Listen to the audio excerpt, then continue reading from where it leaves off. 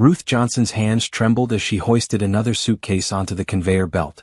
The blue fabric of her baggage handler uniform clung to her curvy frame, darkened with sweat despite the cool November air circulating through Chicago O'Hare's Terminal 3.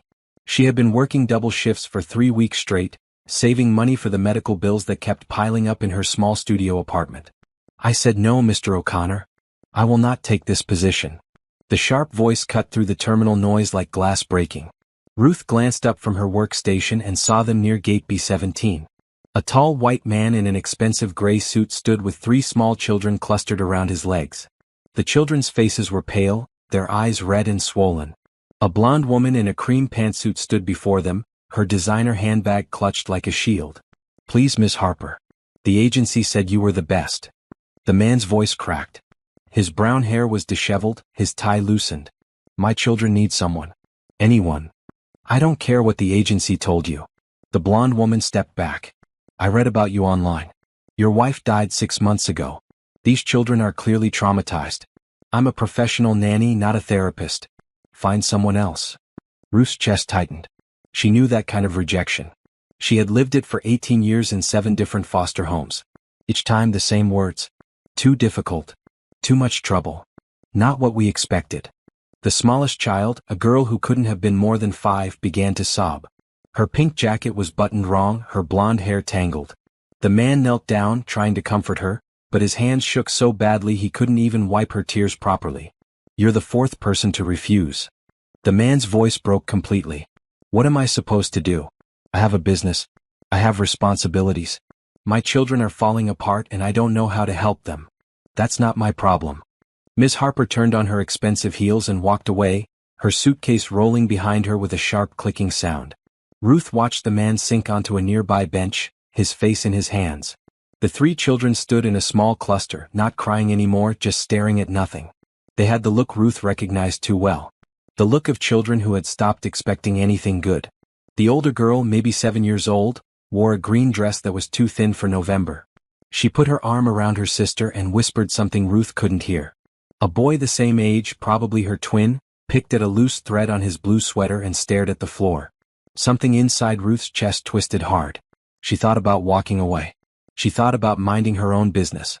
She thought about every time someone had walked away from her. Instead, she set down the suitcase she was holding and wiped her hands on her uniform pants. Her supervisor, Carl, called after her. "Ruth, your shift isn't over for another 2 hours." "I know." Ruth's voice was steady even though her heart pounded. "I'll be right back." She walked across the terminal floor, her work boots squeaking slightly on the polished tile. The man didn't look up until she was standing right in front of him. "Excuse me, sir." He raised his head slowly. His blue eyes were bloodshot and empty. "If you're here to tell me I need to move, I understand. I just need a minute." "No, sir. I heard what happened with that woman." Ruth's voice came out rougher than she intended. "I heard what you said about your children needing help." The man blinked at her, confused. "Are you with the agency?" "No, sir. I work here. I handle baggage." Ruth felt her cheeks grow warm.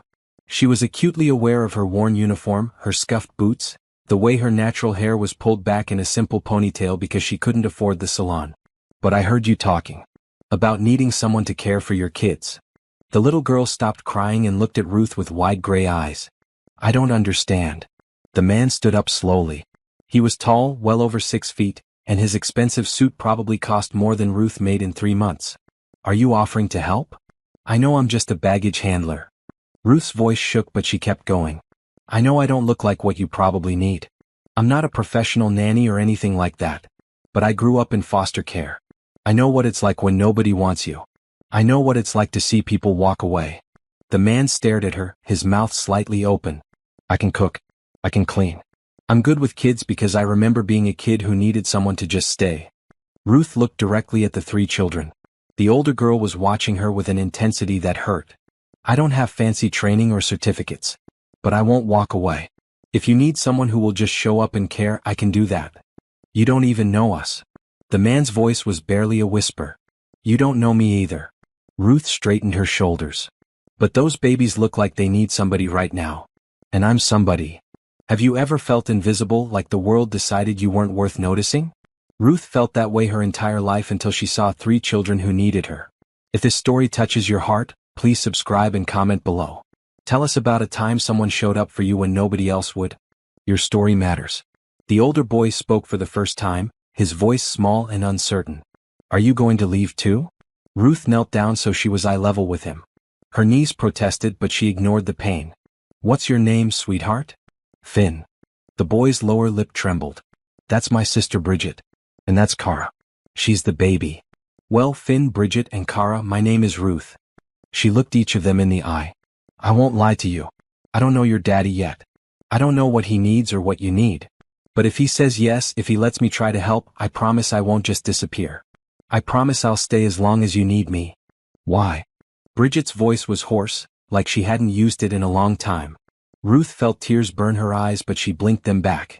Because when I was your age, I needed someone to stay. And nobody did. I don't want that for you. The man made a sound like a sob caught in his throat. I can pay you. Whatever you need. I have money. I have a big house. You'd have your own room, your own bathroom. I can triple whatever you make here. I don't need triple. Ruth stood back up, her knees cracking audibly. I need enough to live on and save a little. That's all. You'd really do this? You'd leave your job here and come help us. The man looked at her like she was speaking a foreign language. I'd need to give notice. 2 weeks probably. Carl's a good supervisor, I won't leave him short-handed. Ruth glanced back at the baggage area where Carl was watching with raised eyebrows. And I'd need to know your name and where you live. I'm trusting too, you know. You could be anybody. A ghost of a smile crossed the man's face. Patrick O'Connor. I live in Oak Hills, about 40 minutes outside the city. I own O'Connor Development Corporation. You can look me up online if you want to make sure I'm legitimate. Oak Hills. Ruth knew the name. It was one of those wealthy suburbs where the houses all had long driveways and perfect lawns. That's pretty far from anything I know. I know this is crazy. Patrick ran his hand through his hair, making it stick up even more. I know this doesn't make sense. You don't know us. We don't know you. But my children are suffering and I am completely out of options. If you're serious, if you really mean this, then yes. Please, come help us. Ruth looked at the 3 children again. Kara had stopped crying completely and was watching Ruth with something that looked almost like hope. Bridget's hand had loosened its grip on her sister's shoulder. Finn had stopped picking at his sweater. I'm serious. Ruth held out her hand to Patrick. I'll give my notice tomorrow. I can start in 2 weeks. Patrick grabbed her hand and shook it so hard Ruth felt it in her shoulder. His palm was cold and clammy. Thank you. God, thank you. I'll send a car for you. Just tell me where you live. I can take the train. Ruth pulled her hand back gently. Save your money for the kids. Ruth. Patrick's voice was firm for the first time since she'd approached. If you're going to work for me, you need to let me take care of basic things like transportation. Please. Ruth nodded slowly. She wasn't used to accepting help. It felt strange and uncomfortable, like wearing shoes that didn't quite fit. Kara tugged on Ruth's uniform sleeve with tiny fingers. Are you really going to come live with us? Ruth knelt down one more time, ignoring her protesting knees. I really am, baby girl. 2 weeks from now I'll be there. And I'll make you breakfast and lunch and dinner. And I'll help with homework and bedtime and anything else you need. Do you know how to braid hair? Kara's voice was so quiet Ruth had to lean in to hear. My hair gets tangled and Daddy doesn't know how to fix it. Ruth felt something crack inside her chest. I know how to braid hair, sweetheart. I'll teach you how to do it yourself too if you want. Bridget moved closer, her green dress swishing around her thin legs.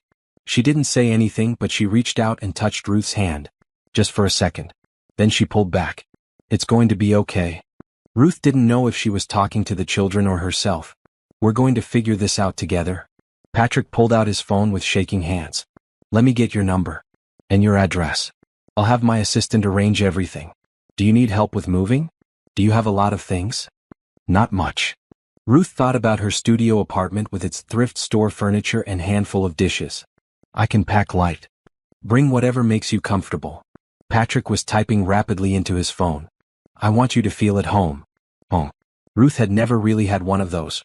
She had lived in places, slept in beds, eaten at tables. But home was something different. Home was something she had stopped believing in around her 10th birthday. Can I ask you something? Finn stepped forward, his blue eyes serious. Are you going to try to be our new mom? Ruth's breath caught. No, baby. I can't replace your mom. Nobody can do that. I'm just going to be someone who cares about you and helps take care of you. Is that okay? Finn nodded slowly. Yeah, that's okay. I don't want a new mom anyway. I just want someone who stays. I'll stay. Ruth stood up, her decision made and settled in her bones. I promise. As she walked back to the baggage area, Carl met her halfway. What in the world was that about? I just quit, Carl. Well, I'm giving 2 weeks' notice. Ruth picked up her scanner. I'm going to work for that man and take care of his kids. Carl's eyebrows shot up so high they disappeared under his cap. Ruth Johnson, have you lost your mind? You don't know that man from Adam. He could be anybody. He's a man whose children need help. And I can help. Ruth resumed scanning bags, her movements automatic. It's the right thing to do. The right thing to do is keep your steady job with benefits and not run off to be a nanny for some rich stranger. Carl shook his head. I can't believe I'm hearing this. You can't believe it because nobody ever thinks I'm capable of anything important. Ruth's voice was sharper than she intended. Everyone looks at me and sees someone who isn't quite enough. Not thin enough. Not educated enough. Not professional enough. But those babies don't care about any of that. They just need someone who will show up. Carl was quiet for a moment. You really want to do this? I really do. Ruth scanned another bag. More than anything. Then I'll give you a good reference if they ask. Carl squeezed her shoulder. You're one of the best workers I've ever had. Don't let anybody make you feel small. Ruth felt tears sting her eyes again. Thank you, Carl. The rest of her shift passed in a blur. She kept glancing over at gate B17, where Patrick sat with his children. He had bought them food from one of the terminal restaurants, but they barely touched it. Instead, they huddled close to him, and every few minutes one of them would look over at Ruth. When her shift finally ended, Ruth changed out of her uniform in the employee locker room. She caught sight of herself in the mirror and paused. Her brown skin looked tired under the fluorescent lights. Her curves were emphasized by her worn jeans and faded red sweatshirt. Her natural hair needed attention she couldn't afford to give it. Not fit for any man, she whispered to her reflection. It was what her last foster mother had told her when she aged out of the system at 18. You're too big, too plain, too poor. No man is going to want you. You better learn to take care of yourself. Ruth had believed it for years. She had never dated, never let herself dream of marriage or children or love. She had focused on surviving, on working, on staying invisible and safe. But maybe being not fit for any man meant she was exactly fit for something else. Maybe she was fit for 3 children who needed someone to see them and stay. As Ruth left the terminal, her phone buzzed with a text from an unknown number. This is Patrick O'Connor. Thank you again for what you're doing. My children haven't smiled in 6 months, but Cara just asked me if Miss Ruth really knows how to make pancakes. You've already given us hope. Thank you. Ruth saved the number and typed back carefully. I know how to make pancakes. Tell Cara I'll teach her too. See you in 2 weeks. She hit send and walked out into the cold Chicago night. Behind her, the airport hummed with the sound of people coming and going, always moving, never staying. But Ruth was done running. For the first time in her 32 years, she was going to stay somewhere. She was going to matter to someone. Even if the whole world thought she wasn't fit for anything, 3 children needed her. And that was enough. The black town car pulled up in front of Ruth's apartment building exactly at 9 in the morning. Ruth stood on the cracked sidewalk with 2 battered suitcases and a cardboard box containing everything she owned. Her landlord, Mrs. Chen, stood in the doorway watching with disapproving eyes. You're making a mistake, Mrs. Chen said for the 5th time that morning. Going to live with strange man you just meet at airport. This is how girls disappear. I'll be fine, Mrs. Chen. Ruth hefted 1 suitcase into the trunk that the driver had opened. Mr. O'Connor is a legitimate businessman. I looked him up. Rich men are dangerous men. Mrs. Chen crossed her arms. You call me once a week or I call police. Despite her nervousness, Ruth smiled. I will. I promise. The drive to Oak Hills took 45 minutes. Ruth watched the city give way to suburbs, then to neighborhoods where the houses grew larger and more spaced out. By the time they turned onto Maple Ridge Drive, the homes were practically estates, hidden behind stone walls and tall trees. The car stopped in front of iron gates that swung open automatically. The driveway curved through carefully maintained gardens still green despite November's chill. The house itself was massive, a 3-story colonial painted cream with black shutters. It looked like something from a magazine. Ruth's stomach clenched. This wasn't her world. She didn't belong here. The front door opened before the driver could even get her bags out. Patrick emerged, wearing jeans and a blue sweater that probably cost more than Ruth's entire wardrobe. Behind him, the three children peered out nervously. Ruth. Patrick's smile was genuine but tired. He looked like he hadn't slept well in months. Welcome. Please come in. The entrance hall was enormous, with marble floors and a crystal chandelier hanging from a ceiling that soared 20 feet high. A curved staircase led to the upper floors. Fresh flowers sat in a vase on a table that looked like an antique. Ruth felt very small and very out of place in her discount store jeans and thrift shop jacket. Let me show you to your room. Patrick gestured toward the stairs. It's on the second floor near the children's rooms. I hope that's okay. That's perfect. Ruth's voice sounded strange in the high-ceilinged space. Kara ran forward and grabbed Ruth's hand. Come see my room first. Please. Kara let Ruth get settled. Patrick's voice was gentle but firm. It's okay. Ruth squeezed Kara's small hand. I'd love to see your room. Kara's bedroom was painted soft purple with white furniture. Toys covered most of the floor, but they looked untouched, like decorations rather than playthings. The bed was unmade, the sheets twisted and bunched. I don't like sleeping alone, Kara whispered, looking embarrassed. I know I'm too big for that. I'm 5. Ruth knelt down, ignoring the protest from her knees. You're not too big for anything, baby girl. Some people need company to feel safe. There's nothing wrong with that. Really? Kara's gray eyes were huge in her small face. Really? Ruth stood back up. Now show me your brother and sister's rooms. Finn's room was blue and chaotic, clothes everywhere, homework papers scattered across his desk. Bridget's room was the opposite, everything neat and organized, almost obsessively so. The green walls matched her dress from the airport. Finally, Patrick showed Ruth her own room. It was larger than her entire studio apartment had been. The walls were painted warm beige. A queen-sized bed with a thick blue comforter dominated one wall. There was a dresser, a desk, an armchair by the window. The attached bathroom had a tub and shower, gleaming clean. Is this okay? Patrick hovered in the doorway. I can have it repainted if you don't like the color. It's beautiful. Ruth set her suitcases down carefully, afraid to touch anything. I've never had this much space before. You mentioned you grew up in foster care. Patrick's voice was tentative. If you don't mind me asking, was it difficult? Ruth sat on the edge of the bed, feeling the expensive mattress give slightly under her weight. 7 different homes in 18 years. Some were okay. Some weren't. I learned not to get comfortable anywhere. Patrick was quiet for a moment. These children lost their mother 6 months ago. Car accident, sudden, no warning. Michelle, my wife, she was driving home from a PDA meeting. A drunk driver ran a red light. I'm so sorry. Ruth meant it. She had lost things in her life, but never someone she loved because she had never really had anyone to love. I've tried so hard to keep everything normal for them. Patrick leaned against the doorframe, exhaustion written across his features. But I'm failing. Bridget hasn't spoken more than a few words since the funeral until she talked to you at the airport. Finn gets into fights at school every week. Kara wets the bed every night and has nightmares. And I don't know what I'm doing. You love them. Ruth's voice was firm. That's more than a lot of kids get. Love isn't enough if I can't function. Patrick rubbed his eyes. I have to work. The company employs 300 people. I can't just stop. But every time I leave for the office, I feel like I'm abandoning them. You're not abandoning them. You're providing for them. Ruth stood up. Let me help. That's why I'm here.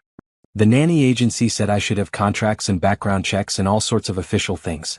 Patrick pulled a folder from under his arm. But honestly, I just need someone who cares. If you want to look these over, sign what makes sense, we can handle the legal stuff later. Ruth took the folder. Inside were employment papers, a very generous salary offer, and a simple contract outlining her responsibilities. This is a lot of money. It's what you're worth. Patrick's voice was firm. You're taking care of the most important people in my life. I'm not going to underpay you. I'll sign. Ruth didn't even read through everything carefully. She had already made her decision in the airport. When do I start?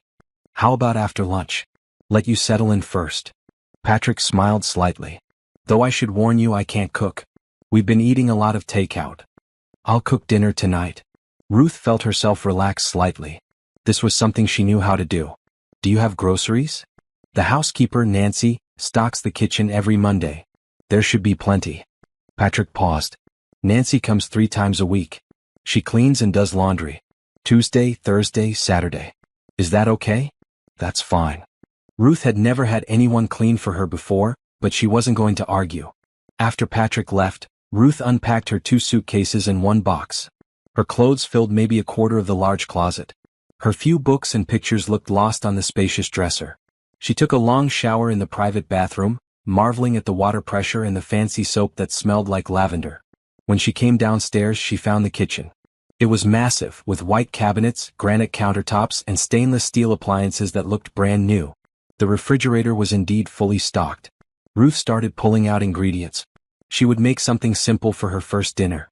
Baked chicken, roasted vegetables, mashed potatoes. Comfort food that filled bellies and hearts.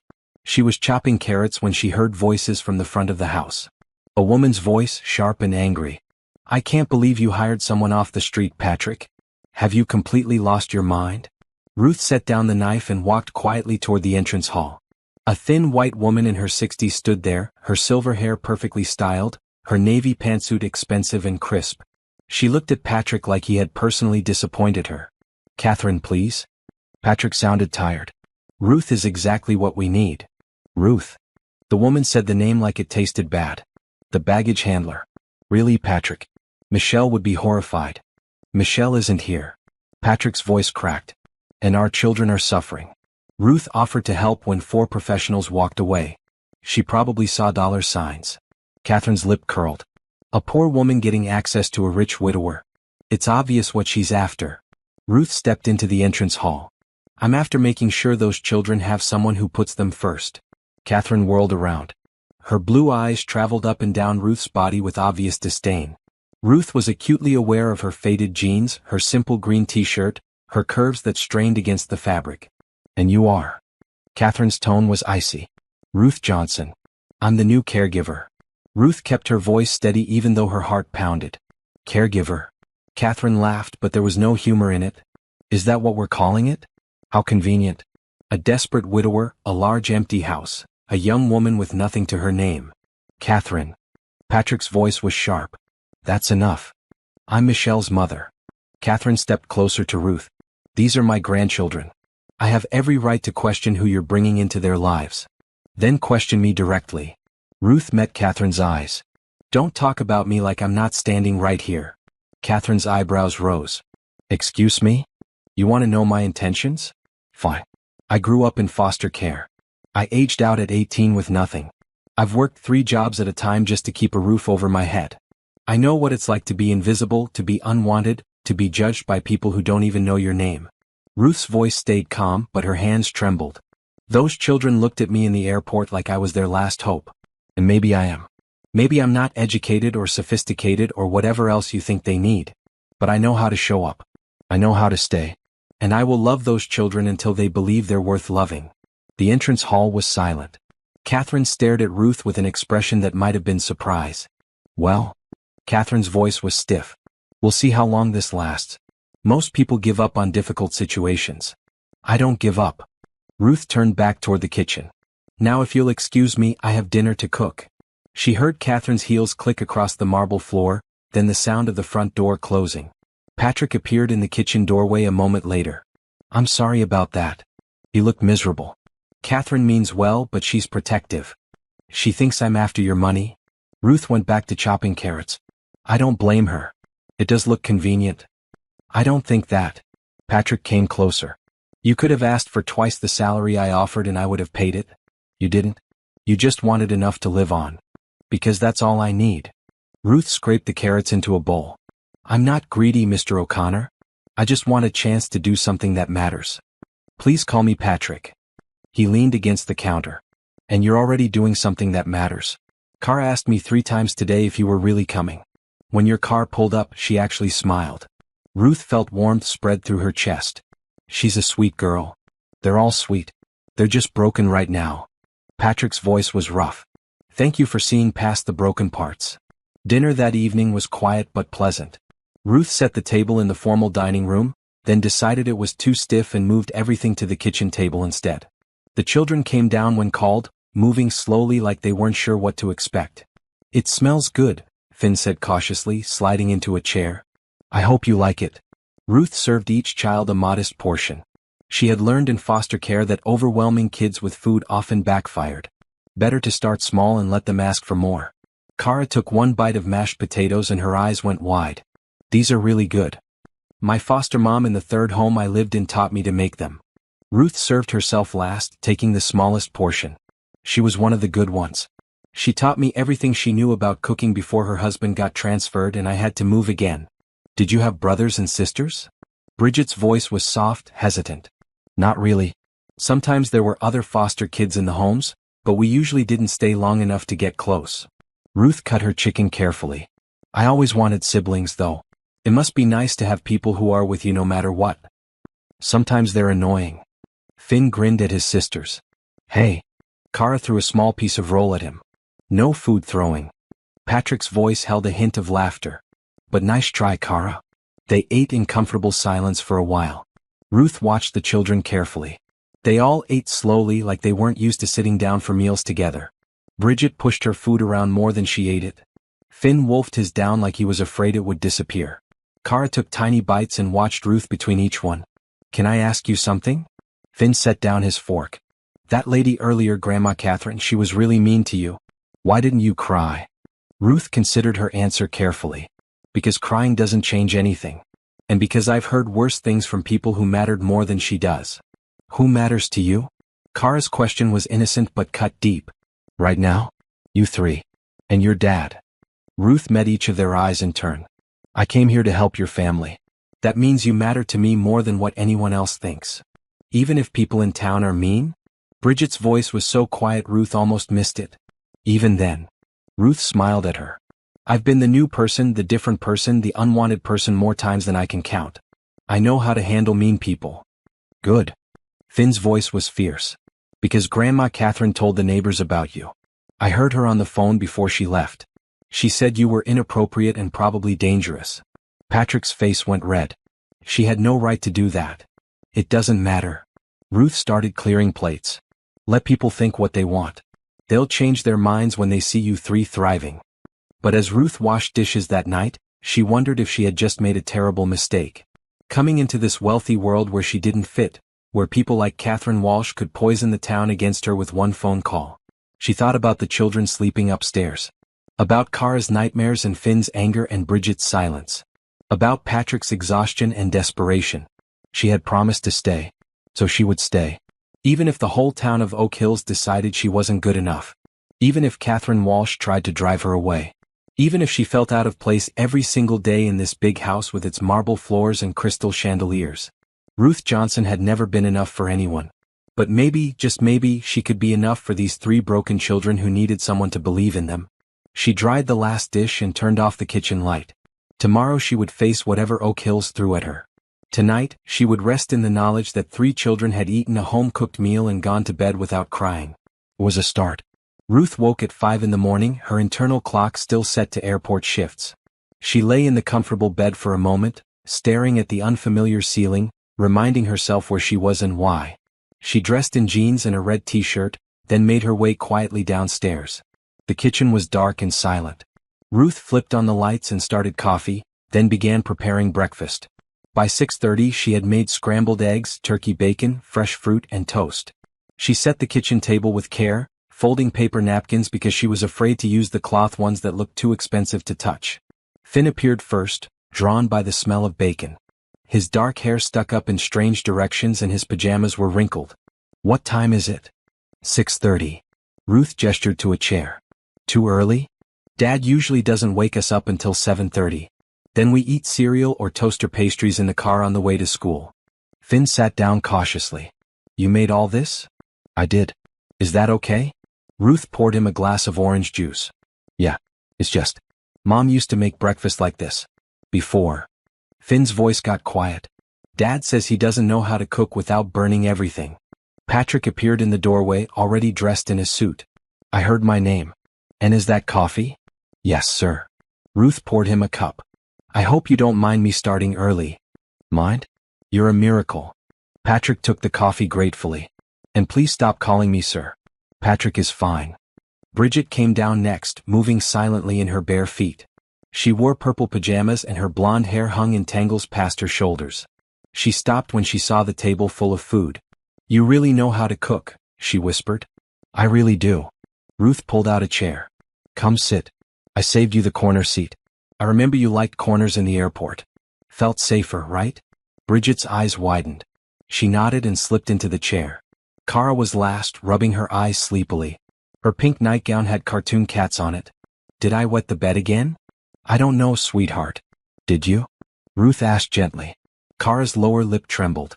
I didn't mean to. Then we'll change the sheets after breakfast. No big deal. Ruth served Kara a small portion of everything. Accidents happen. That's why we have washing machines. Grandma Catherine says I'm too old to wet the bed. Kara's voice was small. She says I'm being a baby. Ruth felt anger flash through her, but she kept her voice calm. Grandma Catherine is wrong. Lots of kids wet the bed when they're going through hard times. It's your body's way of showing stress. It doesn't make you a baby. It makes you human. Kara stared at Ruth like she had just revealed a secret of the universe.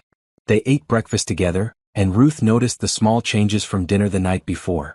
Bridget ate a little more. Finn asked for seconds. Kara finished everything on her plate. After Patrick left for work and the children went upstairs to dress for school, Ruth tackled Kara's room. The sheets were indeed wet, but Ruth changed them without comment. She opened windows to air out the room and sprayed a light lavender scent she found in the bathroom cabinet. By 7:30, all three children were dressed and ready.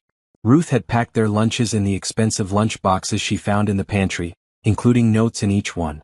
Simple messages: you're brave. You're smart. You're loved.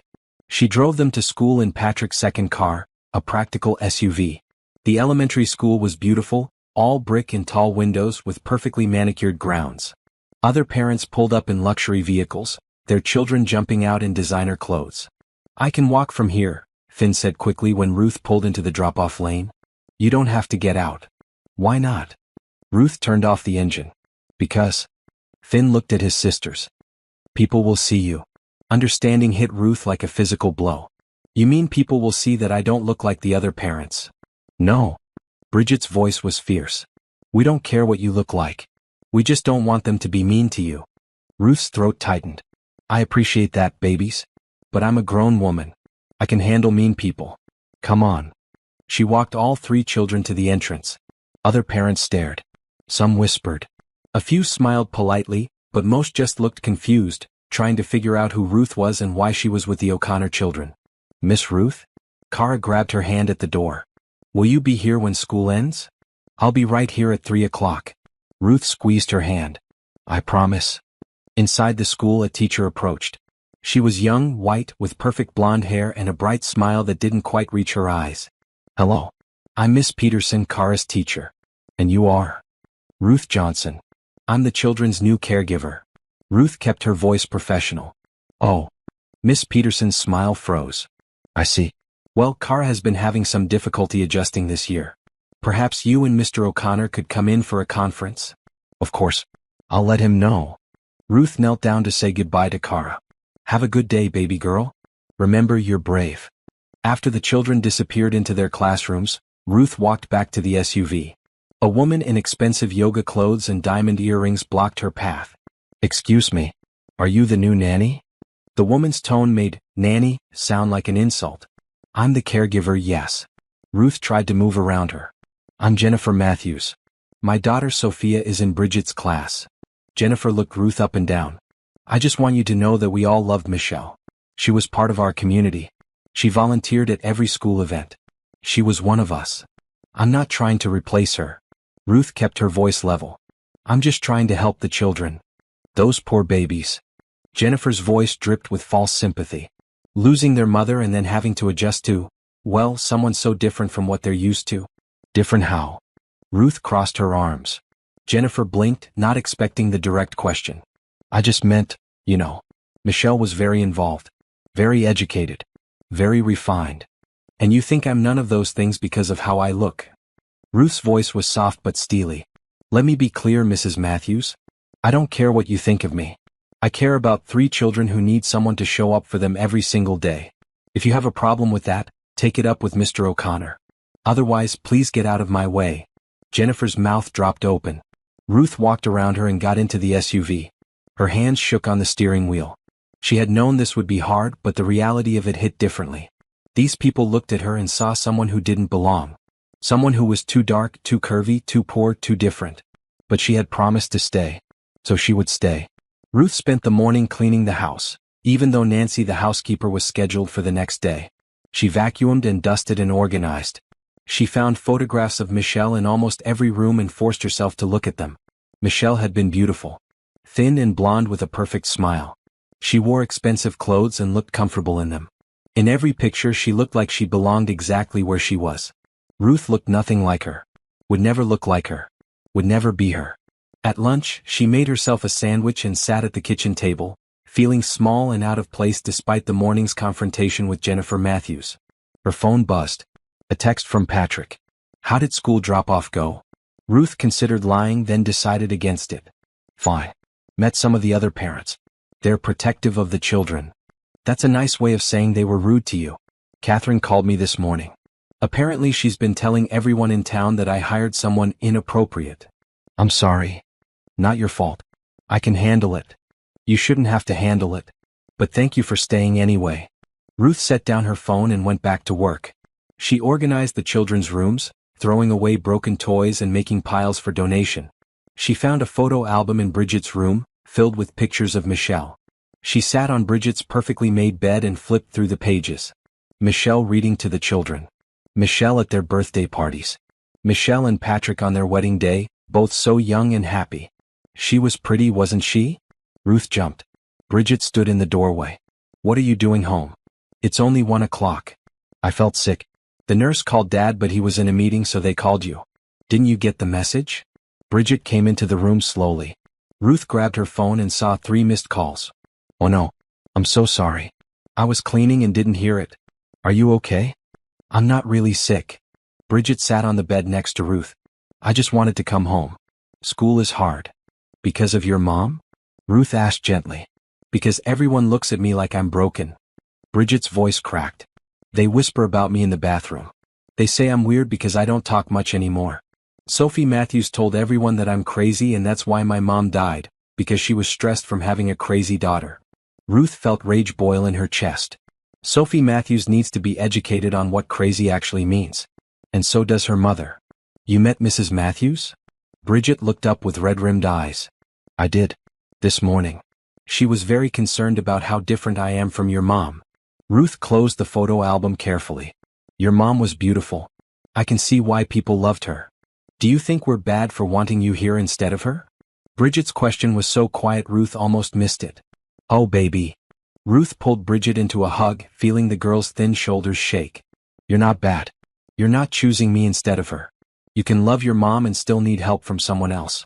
Those things don't cancel each other out. I miss her so much. Bridget sobbed into Ruth's shoulder. But I'm also mad at her for leaving. Does that make me terrible? It makes you human. Ruth stroked Bridget's hair. When I was in foster care, I used to get so angry at my birth mother. I didn't even know her, but I was furious that she gave me up. The anger felt so much easier than the sadness. Did you ever stop being angry? Bridget pulled back, wiping her eyes. Eventually. I realized she probably did the best she could with what she had. Your mom didn't choose to leave you. That drunk driver took her away. You can be angry about that without being angry at her. Ruth wiped Bridget's tears with her thumb. And it's okay to still be sad sometimes. Mrs. Matthews said you don't belong here. She said you're trying to take my mom's place. Bridget's voice was small. I'm not trying to take anyone's place. Ruth held Bridget's face gently. Your mom's place is in your heart and nobody can take that. I'm just trying to make a different place. A place where you can be sad or angry or happy or whatever you need to be. A place where you're safe. I like that you're here. Bridget's admission was whispered. Does that mean I didn't love my mom enough? No, sweetheart. It means you're strong enough to let someone new help you. That takes courage. Ruth stood up. Now, since you're home early, how about we do something your mom used to do? What was her favorite thing? Bridget thought for a moment. She used to braid my hair while we watched movies. Every Sunday afternoon. Then that's what we'll do. Ruth led Bridget downstairs. You pick the movie. I'll get my comb and some hair ties. They spent the afternoon on the couch. Ruth carefully braided Bridget's long blonde hair while they watched an animated movie about a girl and her dragon. Bridget laughed at the funny parts, something Ruth suspected she hadn't done in months. When 3 o'clock came, Ruth left Bridget watching the movie and drove to pick up Finn and Kara. Both children looked exhausted. How was your day? Ruth asked as they buckled into the SUV. Matthew Henderson called me a freak because my mom's dead. Finn's voice was flat. So I punched him. Oh, Finn. Ruth sighed. The principal called you but you didn't answer. So he called Dad. Finn looked out the window. Dad was mad. I'm suspended tomorrow. I'm sorry I missed the call. Ruth pulled out of the parking lot. But we'll talk about the punching when we get home. Are you going to be like Dad and say I shouldn't fight? Finn's voice was challenging. I'm going to say that punching people doesn't solve the problem. It just makes everyone think you're the problem. Ruth glanced at him in the rearview mirror. But I also understand why you did it. You do? Finn sounded surprised. I do. When people say cruel things, it hurts. And sometimes hitting back feels like the only way to make it stop hurting. Ruth turned onto their street. But it doesn't actually stop anything. It just gives them more ammunition to hurt you with. Then what am I supposed to do? Finn's voice cracked. Just let them say whatever they want? No. You tell a teacher. You walk away. You come home and tell me or your dad and we handle it. Ruth pulled into the driveway. You're not alone anymore, Finn. You don't have to fight these battles by yourself. That evening, Ruth cooked spaghetti and meatballs. Patrick came home just as she was serving dinner, his tie loosened and his face drawn. I heard about school. He sat down heavily at the table. I'm sorry I was in meetings all afternoon. I should have been available. It's my fault. Ruth set a plate in front of him. I was cleaning and didn't hear my phone. Nobody's at fault except the people who are cruel to children who are grieving. Patrick looked at Finn. Son, I know you're angry. But you can't punch people. I know. Finn stared at his plate. I'm sorry. Tomorrow you're suspended, but you're not going to sit around playing video games. You're going to spend the day with Ruth, and together you're going to figure out better ways to handle your anger. Patrick's voice was firm but kind. Understood. Yes, sir. Finn's voice was small. After dinner, Ruth helped Kara with her bath. The little girl was quiet, playing with a rubber duck in the warm water. Are you mad at Finn for punching that boy? Kara asked suddenly. No, baby. I'm sad that he felt like he had no other choice. Ruth shampooed Kara's hair gently. Sophie Matthews told me today that you're fat and poor and you only want Daddy's money. Kara's voice was matter-of-fact. I told her to shut up. Ruth's hand stilled. What did she say then? She said her mom says you're going to ruin our family. And that we should tell Daddy to fire you. Kara looked up with worried eyes. Are you going to get fired? I don't know, sweetheart. Ruth rinsed Kara's hair carefully. But I'm not going to leave unless your daddy tells me to. And even then, I'll make sure you know how to reach me if you need me. Promise? Kara's voice was desperate. I promise. Ruth wrapped her in a towel. Now let's get you into pajamas. Later, after all three children were in bed, Ruth sat in her room and cried. She cried for Finn's anger and Bridget's grief and Kara's fear. She cried for herself, for feeling so out of place in this world of wealth and judgment. But mostly she cried because in just 2 days, these children had grabbed hold of her heart. And she knew that no matter how hard the town tried to push her out, no matter how many Jennifer Matthews types said she didn't belong, she wasn't going anywhere. She had promised to stay. And Ruth Johnson kept her promises. The doorbell rang at 8 in the morning on a Tuesday, 3 weeks after Ruth had moved into the O'Connor house. She had just finished making breakfast and was packing school lunches when the sharp sound echoed through the entrance hall. Through the front door's side window, Ruth saw a woman in a gray pantsuit holding a briefcase and clipboard. Her stomach dropped. She knew that look. That official, assessing look that meant trouble. Can I help you? Ruth opened the door cautiously. Good morning. I'm Beverly Thompson from the Department of Children and Family Services. The woman's voice was professional but not unkind. She held up identification. I'm here to conduct a home visit regarding the O'Connor children. A home visit? Ruth's mouth went dry. Why? We received a complaint about the children's living conditions and care. Beverly's eyes were sharp, taking in Ruth's appearance, her faded jeans and simple blue t-shirt. May I come in? Ruth stepped back, her mind racing. The children are eating breakfast before school. Their father is upstairs getting ready for work. Perfect. I'd like to speak with all of you. Beverly entered the house, her heels clicking on the marble floor. Her gaze swept the entrance hall, noting every detail. Patrick came down the stairs, his suit jacket still off, his tie hanging loose. Who was at the door? Patrick O'Connor? Beverly extended her hand. Beverly Thompson, DCFS. I need to speak with you about your children. Patrick's face went pale. DCFS? What's happened? Are my children in danger? That's what I'm here to determine. Beverly's voice remained neutral. We received a complaint that the children are being cared for by someone unqualified, and that their living conditions may be neglectful. That's ridiculous. Patrick's voice rose. My children are fine.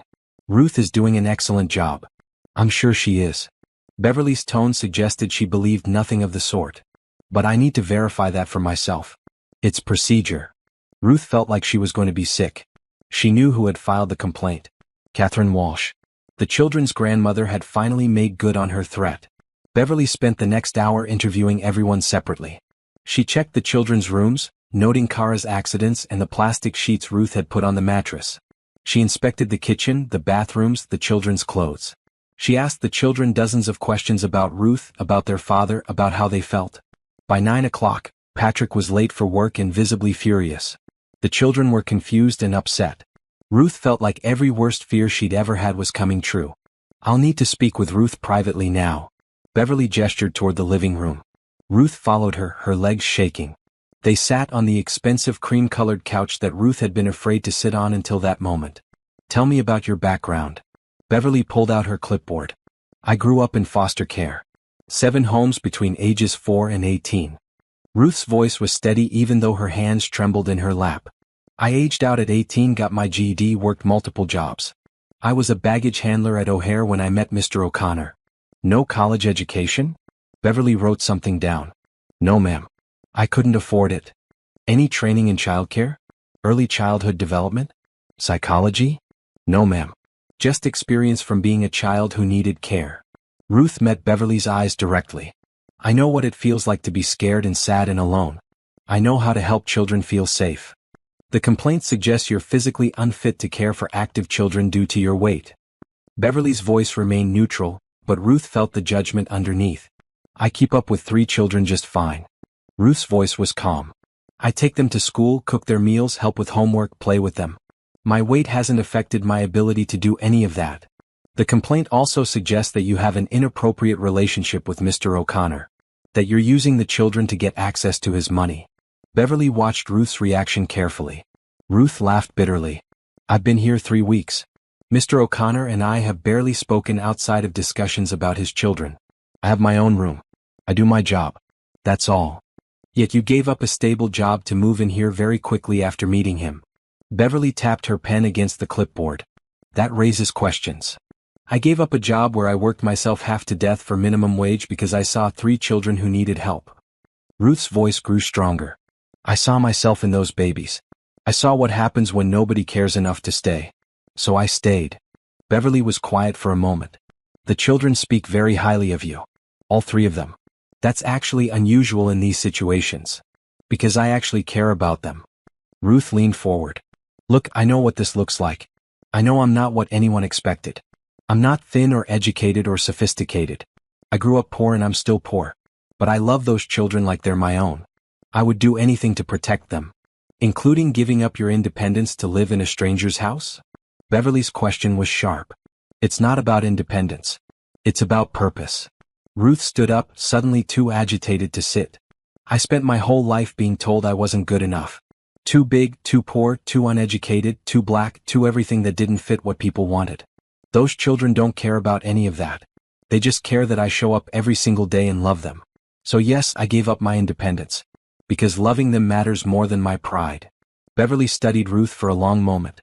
I've been doing this job for 15 years. I've seen every kind of situation you can imagine. And I've gotten very good at spotting when something's wrong. Ruth's heart sank. And those children are happier than they've been in months, according to their teachers. Bridget is speaking in full sentences again. Finn's been in 0 fights since you started. Kara's bedwetting is decreasing. Beverly stood up. The house is clean. The children are fed and clothed and clearly loved. Mr. O'Connor seems stable and appropriate. But Ruth could hear the but coming. But I have to take this complaint seriously. I'll be making follow-up visits over the next few weeks. Unannounced. Beverly walked toward the door. I need to make sure this situation is truly in the children's best interest. What happens if you decide it's not? Ruth's voice was barely a whisper. Then I recommend changes. In severe cases, temporary removal of the children until conditions improve. Beverly's voice softened slightly. But I don't think we're looking at that here. I think we're looking at a grandmother who's grieving and afraid, taking it out on the person she sees as a threat. Catherine Walsh filed the complaint. It wasn't a question. I can't confirm that. But between you and me? Beverly's expression became almost kind. Focus on the children. Document everything you do for them. Keep records of meals, activities, doctor's appointments, everything. Make it impossible for anyone to claim you're neglectful. After Beverly left, Ruth sat on the couch and put her head in her hands. She heard Patrick enter the room but couldn't look up. I'm going to kill Catherine. Patrick's voice was tight with rage. How dare she put my children through this? She's scared. Ruth finally looked up. She lost her daughter. Now she thinks she's losing her grandchildren to someone she doesn't understand. That doesn't give her the right to accuse you of being unfit. Patrick sat next to Ruth. You're the best thing that's happened to this family in months. I'm also the easiest target. Ruth's voice was hollow. I'm everything people love to judge. Fat, poor, black, uneducated. I'm a walking stereotype of someone who doesn't belong in your world. You belong here because my children need you. Patrick's voice was fierce. I don't care what Catherine thinks. I don't care what the town thinks. You're staying. What if Beverly decides I'm not fit? What if they take the children? Ruth felt tears burn her eyes. I couldn't bear that. They're not taking my children. And you're not going anywhere. Patrick grabbed her hand. We'll document everything. We'll be so perfect that even Catherine can't find fault. The next 3 weeks were the most stressful of Ruth's life. She kept meticulous records of every meal, every activity, every interaction with the children. She took pictures of school projects and saved every homework assignment. She noted every time Kara stayed dry through the night, every time Finn came home without getting into trouble, every time Bridget spoke without being prompted. Beverly showed up 3 more times, always unannounced. Once at dinner time, once early in the morning, once on a Saturday afternoon when they were all playing board games in the living room. Each visit was scrutiny incarnate. Beverly checked the refrigerator, looked at the children's clothes, watched how Ruth and Patrick interacted with each other and the children. She asked the children repeatedly if they felt safe, if Ruth ever yelled at them, if they ever went to bed hungry, if anyone hurt them. The stress affected everyone. Patrick became tense and snappish at work. The children grew quiet and watchful, afraid that saying the wrong thing would make Ruth disappear. Ruth barely slept, terrified that she would make a mistake that would cost the family everything. Catherine Walsh didn't visit, but her presence hung over the house like a storm cloud. Patrick tried calling her multiple times but she wouldn't answer. She sent a single text. I'm protecting my grandchildren from a gold digger. Someone has to. On a Thursday afternoon, Ruth took the children to the park. It was a beautiful November day, unseasonably warm. Bridget and Kara played on the swings while Finn climbed the jungle gym. Ruth sat on a bench, watching them, trying to ignore the other mothers who whispered and pointed. She had gotten used to that. What she wasn't prepared for was when Jennifer Matthews walked over and sat down beside her. Hello, Ruth. Jennifer's voice was falsely sweet. Mrs. Matthews. Ruth kept her eyes on the children. I heard about the DCFS investigation. The whole town has. Jennifer examined her perfect manicure. It must be so stressful for you. The children are fine. That's all that matters. Ruth's voice was flat. Are they though? I mean, having strangers come to your house, asking invasive questions. That can't be good for kids who are already traumatized. Jennifer's voice held false concern. Maybe it would be better if you just left. Let them hire someone more appropriate. Someone like you? Ruth finally looked at Jennifer. Well, I do have a degree in education. And I'm part of this community. I understand how things work here. Jennifer's smile was sharp. You have to admit you're rather out of your depth. What I admit is that those children were falling apart before I came. Ruth stood up. And now they're healing. So whatever you and your friend Catherine Walsh think, the results speak for themselves. Catherine is just looking out for her grandchildren. Someone has to, since Patrick clearly isn't thinking straight. Jennifer stood as well. A man doesn't hire someone like you unless he's desperate or stupid. And Patrick O'Connor isn't stupid. Someone like me. Ruth kept her voice level. What exactly does that mean?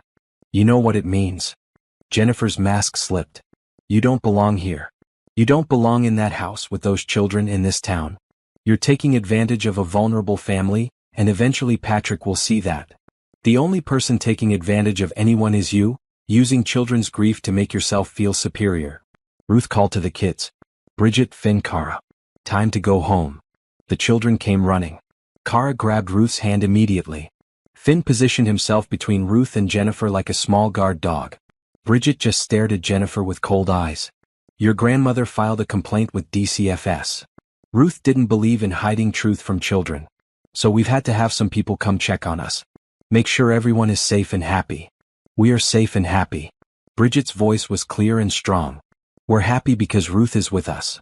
Tell that to Grandma Catherine next time you see her. Ruth led the children away from Jennifer Matthews without looking back. That evening, Beverly Thompson made her fourth unannounced visit. But this time she brought news. I'm closing the complaint. Beverly's voice held satisfaction. I've observed this family extensively. The children are thriving. The home is appropriate.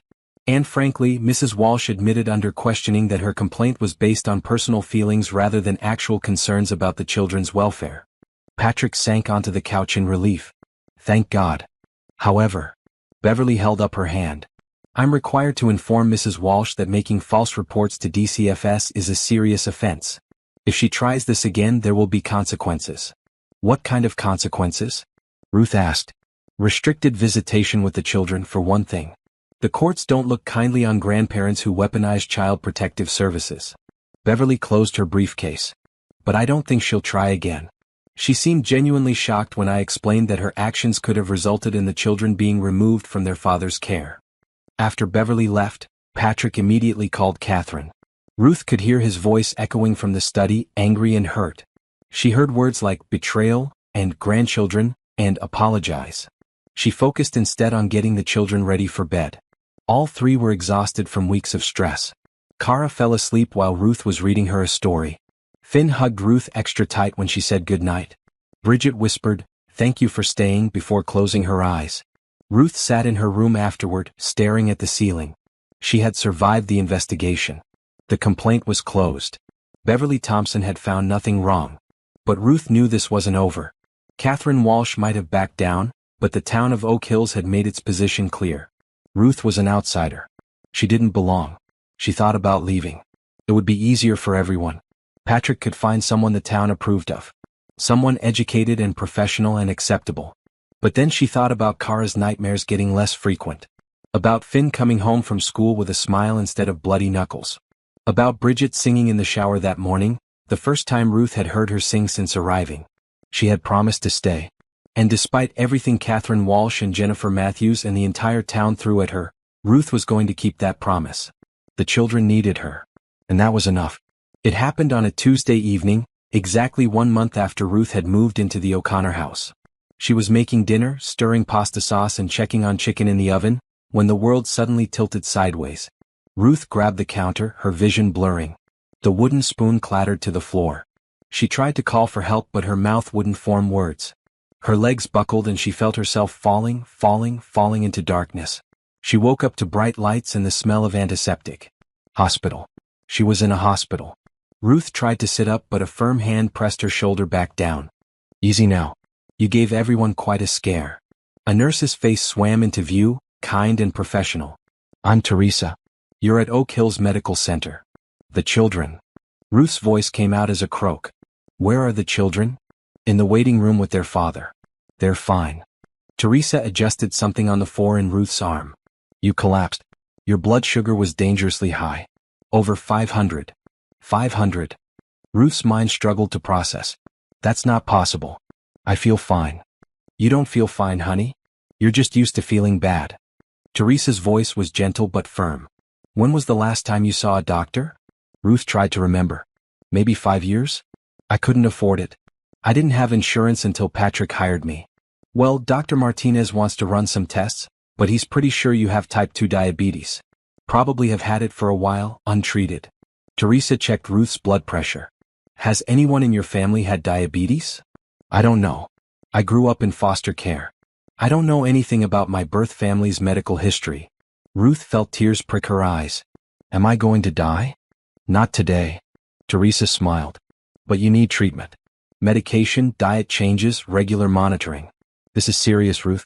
You could have gone into a diabetic coma. Patrick appeared in the doorway, his face haggard. Behind him, 3 worried faces peered in. Can we see her? 5 minutes. She needs rest. Teresa stepped out. The children rushed in. Kara climbed onto the bed, careful of the 4-line. Finn grabbed Ruth's hand. Bridget stood at the foot of the bed, tears streaming down her face. You scared us so bad. Bridget's voice broke. You were just on the floor and you wouldn't wake up and I thought you were dead like Mom. I'm sorry, baby. Ruth reached for her with her free hand. I didn't know I was sick. I thought I was just tired. The doctor says you haven't been taking care of yourself. Patrick's voice held accusation and fear in equal measure. He looked at your medical records. Or rather, your complete lack of medical records. Ruth, when was the last time you had a checkup? I told you. About 5 years ago. Free clinic. Ruth felt defensive. I couldn't afford regular doctor visits. I barely afforded food and rent. But you have insurance now. You've had it for a month. Why didn't you schedule an appointment? Patrick sat in the chair beside the bed, his exhaustion evident. Because I was busy taking care of your children. Ruth's voice rose slightly. Because I was cooking and cleaning and doing school drop-offs and pickups and homework help and everything else that needed doing. When exactly was I supposed to fit in a doctor's appointment? You're supposed to take care of yourself too. Patrick's voice cracked. What would have happened if you'd collapsed while driving the kids to school? What if you'd been alone with them and gone into a coma? Ruth, you could have died. But I didn't. Ruth felt tears slide down her face. I'm fine. You're not fine. You're sick. And you've been sick for who knows how long because you don't think you're worth taking care of. Patrick's voice broke completely. God, Ruth. Don't you understand? We need you. The children need you. You can't just run yourself into the ground. I didn't mean to. Ruth looked at the 3 children, all staring at her with frightened eyes. I'm sorry I scared you, babies. The doctor wants to keep you overnight for observation. Patrick stood up. I'll take the kids home, make sure they eat and get to bed. Then I'm coming back here. You don't have to do that. Ruth protested weakly. Yes, I do. Patrick's voice was firm. Because that's what people do when they care about someone. They show up. After Patrick and the children left, Dr. Martinez came in. He was a middle-aged Hispanic man with kind eyes and a no-nonsense manner. Ms. Johnson, we need to have a serious talk about your health. He pulled up a chair. Your blood sugar levels indicate you've had uncontrolled diabetes for quite some time. Your A1C is 11.2. That's dangerously high. What does that mean? Ruth asked. It means your body isn't processing glucose properly, and over time this causes damage to your blood vessels, nerves, kidneys, eyes, and heart. Dr. Martinez spoke clearly and slowly. Left untreated, diabetes can lead to blindness, kidney failure, amputations, heart attacks, strokes. But the good news is, with proper treatment and lifestyle changes, you can manage this condition and live a long, healthy life. Treatment means medication? Ruth thought about the cost even with insurance. Yes, I'm starting you on metformin. It's a standard first-line treatment and your insurance will cover it. Dr. Martinez wrote something on his tablet. But medication alone isn't enough. You need to make changes. Lose some weight, exercise regularly, monitor your blood sugar, eat a balanced diet. I cook healthy meals for the children. Ruth felt defensive again. And then what do you eat? Dr. Martinez's voice was kind but challenging. Let me guess. You serve them first, make sure they have enough, then you eat whatever's left. Maybe you skip meals entirely because you're too busy or too tired or you don't think it matters. Ruth was silent because he was exactly right. Ruth, you spent your whole life in situations where you had to put everyone else first just to survive. But you're not just surviving anymore. You have a good job, health insurance, a stable home. You're allowed to take care of yourself now. Dr. Martinez leaned forward. In fact, you have to take care of yourself. Those children you love? They need you healthy and alive, not running yourself into the ground. I don't know how to put myself first. Ruth's voice was small. It feels wrong. Selfish. It's not selfish to take care of your health. It's responsible. Dr. Martinez handed her some papers. I'm referring you to an endocrinologist for specialized diabetes care. I'm also recommending you see a therapist. These patterns you have, putting everyone else first, believing you're not worth care, those are things you need to work through. I can't afford therapy even with insurance. Ruth looked at the papers without really seeing them. Mr. O'Connor's insurance plan has excellent mental health coverage. It will cost you very little. Dr. Martinez stood up. Use it, please. That night, alone in the hospital room, Ruth thought about everything Dr. Martinez had said. She thought about growing up in foster homes where resources were scarce and she always got what was left over. She thought about working 3 jobs and living on ramen noodles and day-old bread. She thought about believing that her needs didn't matter as much as everyone else's. She thought about Kara asking if she was going to die. About Bridget crying that she couldn't lose Ruth like she'd lost her mother. About Finn's small hand gripping hers like he was afraid to let go. Patrick returned around 10 o'clock, carrying a small bag. I brought you some things from home. Pajamas, your toothbrush, your phone charger. You didn't have to come back. Ruth's voice was thick with unshed tears. Yes, I did. Patrick sat in the chair he'd occupied earlier. Ruth, we need to talk about something. The hospital social worker told me some things about your financial situation. Ruth's stomach dropped. What things? That you've been sending more than half your paycheck to a fund for foster children. That you're still living like you're barely scraping by even though I'm paying you well.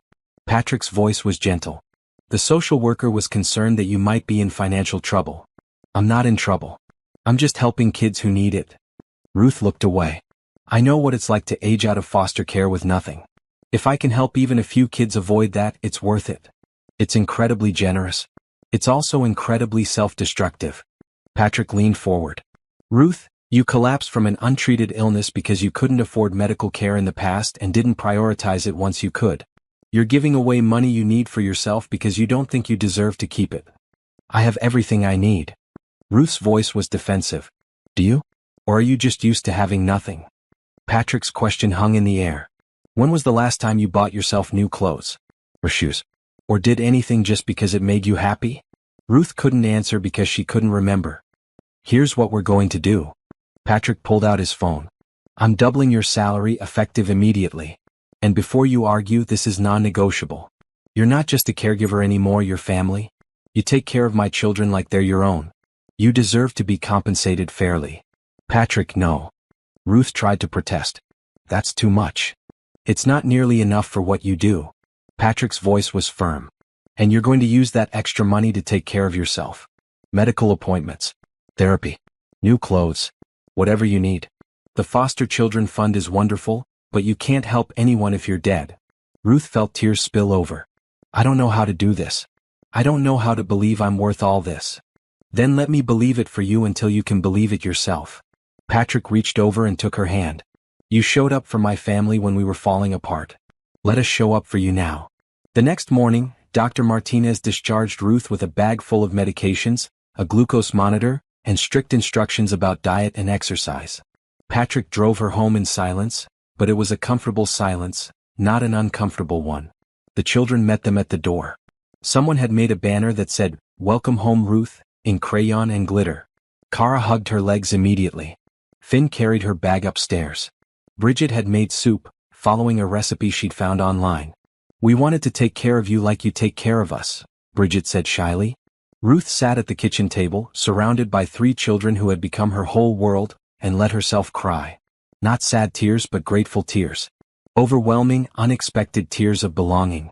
Thank you, babies. She pulled all 3 of them close. Thank you for showing me what it feels like to be worth taking care of.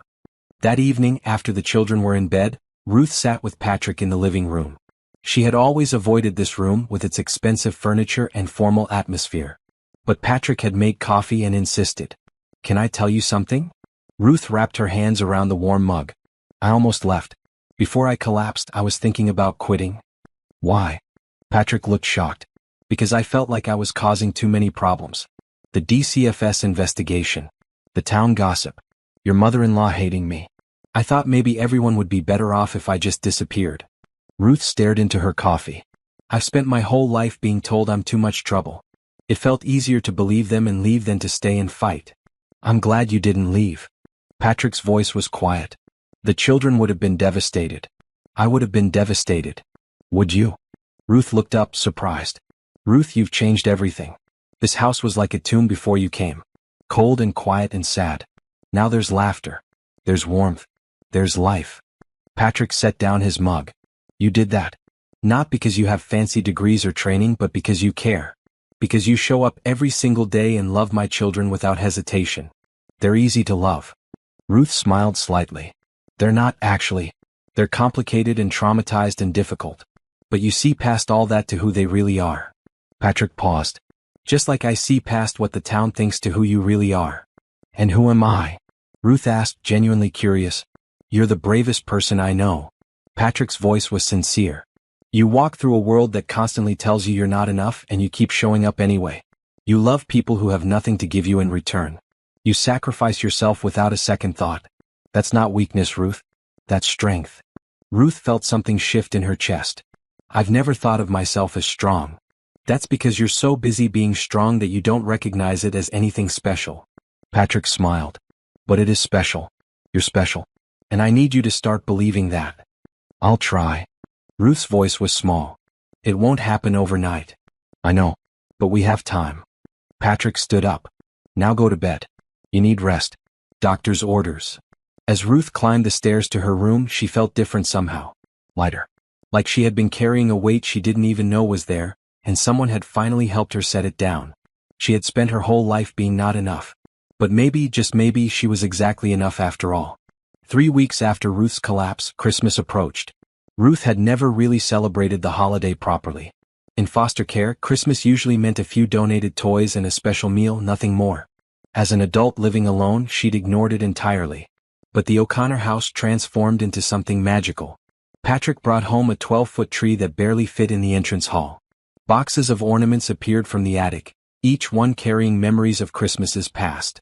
Ruth watched Patrick and the children hang decorations, noting how they would pause at certain ornaments, their faces going sad before forcing smiles back on. Mom always put the angel on top. Kara held a delicate porcelain angel, her small hands trembling.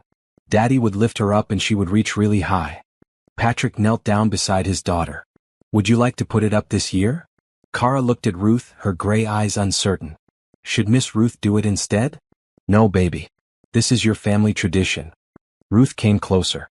I'm here to help you keep your traditions, not replace them. But you're part of our family now. Bridget's voice was firm. You should put the angel up with Kara. Ruth felt tears prick her eyes. Are you sure? We're sure. Finn grabbed Ruth's hand. Come on. Patrick lifted Kara onto his shoulders. Ruth stood beside them, steadying the little girl as she reached high to place the angel on top of the tree. The angel's white dress caught the light, casting soft shadows across the entrance hall. Mom would like that you're here. Bridget hugged Ruth's waist. She would want someone to take care of us. Someone nice. Ruth couldn't speak past the lump in her throat. She just held Bridget close and watched the tree lights twinkle in the gathering dusk. Later that evening, after the children were asleep, Ruth found Patrick in the study. He sat at his desk, staring at a photograph. Ruth could see it was from a Christmas past, Michelle and Patrick with the children, all of them smiling in matching pajamas. I'm sorry. I can go. Ruth started to back out. No, please. Come in. Patrick set the photo down. I could use the company. Ruth entered cautiously, sitting in one of the leather chairs across from the desk. That's a beautiful picture. It was taken 2 years ago. The last Christmas before Michelle died. Patrick's voice was rough. She picked out those matching pajamas. Made me wear them even though I felt ridiculous. She said family photos were more important than my dignity. She sounds like she was wonderful. Ruth meant it. She was. But she was also complicated. Patrick leaned back in his chair. Everyone remembers her as this perfect mother, perfect wife, perfect person.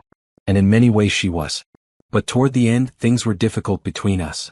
Ruth stayed quiet, sensing he needed to talk. She was always involved in everything. PTA, charity boards, school committees, social events.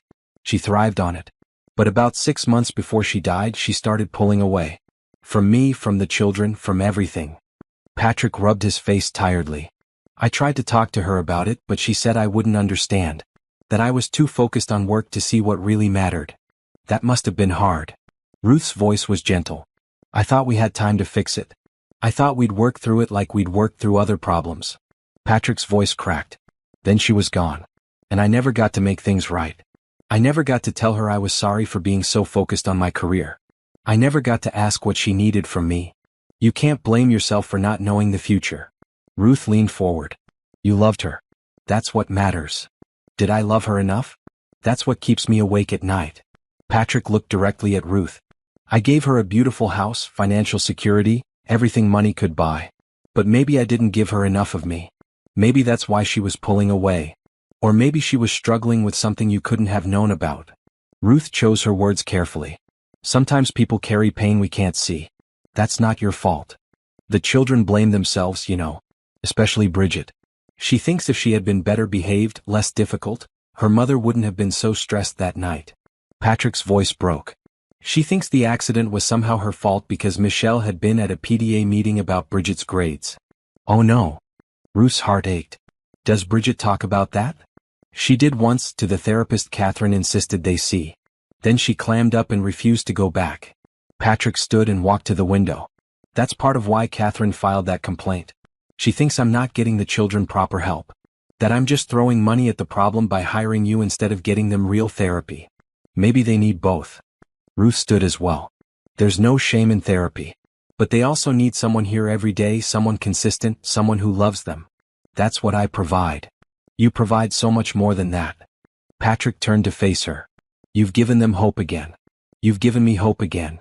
Ruth felt her breath catch. Patrick, I know this is complicated. I know we have to think about the children first. But I need you to know something. Patrick took a step closer. I'm falling in love with you, Ruth. The world seemed to stop spinning. Ruth stared at him, unable to process what she'd just heard. I know it's too soon. Patrick's words came faster, like he was afraid if he stopped talking he'd lose his courage. I know it looks bad. I know what people will say. But I can't help how I feel. Every day I watch you with my children, I watch you put them first without hesitation, I watch you love them like they're your own. And I've started to realize that what I feel for you is more than gratitude. It's more than appreciation for what you do. It's everything. Patrick, stop. Ruth held up her hand, her voice shaking. You can't. We can't. Why not? Patrick looked at her with desperate eyes. Because of what the town will say? Because of Catherine? Ruth, I don't care about any of that. Because I'm not fit for this. Ruth's voice broke. I'm not fit to be a wife to someone like you. I'm not educated enough, sophisticated enough, thin enough, anything enough. Your wife was beautiful and accomplished and everything I'm not. I can't replace her. I'm not asking you to replace her. Patrick closed the distance between them. I'm asking you to be yourself. Because yourself is exactly what I need. You're confused. You're grieving and desperate and you think you have feelings for me because I'm helping your children. Ruth backed away. That's not love, Patrick. That's gratitude. Don't tell me what I'm feeling. Patrick's voice held frustration. I know the difference between gratitude and love. I've been married. I've been in love before. This is real. It can't be real because I'm nobody. Ruth felt tears streaming down her face. I'm the woman nobody wanted. I'm the woman who wasn't good enough for any man, remember? That's what I told you in the airport. That's who I am. That's who you were told you are. Patrick's voice softened. But it's not who you actually are. You're the woman who saved my family. You're the woman who loves my children unconditionally. You're the woman who makes this house feel like a home again. That's who you are, Ruth. I can't do this. Ruth turned toward the door. I'm sorry, but I can't. Ruth, wait. Patrick grabbed her hand gently. I'm not asking for anything to change right now. I'm not asking you to move into my room or marry me or anything like that. I'm just asking you to know how I feel. To think about the possibility that maybe, someday when the time is right, we could be more than what we are now. Ruth looked at their joined hands. His was large and warm, scarred from years of work before his business took off. Hers was smaller, darker, worn from years of labor and struggle. Your mother-in-law will lose her mind. Ruth's voice was barely audible. Catherine will adjust or she won't. That's her choice. Patrick squeezed Ruth's hand. My children's happiness is more important than her approval. My happiness is more important than her approval. The town will say I planned this. They'll say I came here to trap you to get your money. Ruth met his eyes. They already think that. This will confirm it. Let them think what they want. Patrick's voice was fierce. I know the truth. You know the truth. The children know the truth. That's all that matters. But what about Michelle? Ruth pulled her hand away. She's only been gone 8 months. Don't you need more time to grieve? Patrick was quiet for a long moment. I've been grieving for longer than 8 months if I'm honest. I grieved our marriage falling apart in the months before she died. I grieved the woman she used to be, the connection we used to have. Her death was devastating, but our relationship had already died before that. I just didn't want to admit it. That doesn't mean you're ready for something new.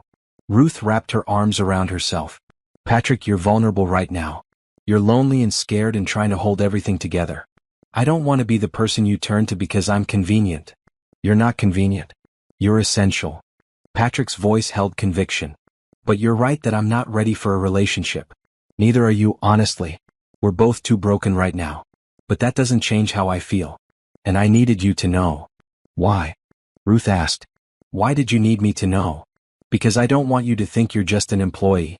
I don't want you to think you're just here to take care of my children. You're more than that to me. To all of us. Patrick sat back down in his chair, suddenly looking exhausted. I don't expect you to feel the same way. I just needed to be honest. Ruth stood in the doorway, her mind and heart at war. Part of her wanted to run to him, to admit that she had started developing feelings too, that every smile from him made her heart race, that she lay awake at night thinking about what it would be like to be truly part of this family. But another part of her, the part that had been rejected and hurt and told she wasn't enough, screamed at her to protect herself. To not hope for things she couldn't have. To remember her place. I need time to think. Ruth's voice was steady despite the turmoil inside. This is a lot, Patrick. I know. Take all the time you need. Patrick managed a small smile. I'm not going anywhere. Neither are you, I hope. I promise to stay for the children. That hasn't changed. Ruth took a deep breath. But everything else? I don't know. She left the study and climbed the stairs to her room. Once inside, she sat on her bed and let herself cry. Not sad tears exactly, but confused, overwhelmed tears. Patrick O'Connor was falling in love with her. A billionaire. A widower. The father of the children she had come to love like her own. And he claimed it was real, not gratitude or loneliness or desperation. Ruth looked at herself in the mirror. She saw a curvy black woman in her 30s, dressed in sweatpants and an old shirt, her hair in a simple ponytail. She saw someone ordinary. Someone unremarkable. Someone who didn't belong in a mansion with marble floors and crystal chandeliers. How could Patrick see anything worth loving in this reflection? But then she thought about the past 6 weeks. She thought about breakfast together and homework help and bedtime stories. She thought about Patrick's tired smile when he came home from work and found dinner ready. She thought about the way he looked at her sometimes like she was something precious.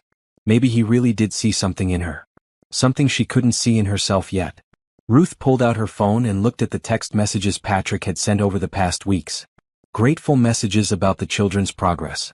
Updates from work about when he'd be home. Simple messages that said, "Thank you for everything you do." She had saved every single one. Maybe she was falling in love too. Maybe that's why his confession felt less like a shock and more like something she had been hoping for without admitting it to herself. But love was terrifying. Love meant vulnerability. Love meant opening herself up to rejection again. Love meant believing she was worthy of someone wanting her. Ruth lay back on her bed and stared at the ceiling. She thought about the children sleeping down the hall. She thought about Patrick in his study, probably wondering if he had just destroyed everything by confessing his feelings. She thought about the woman in the airport who had told her she wasn't fit for any man.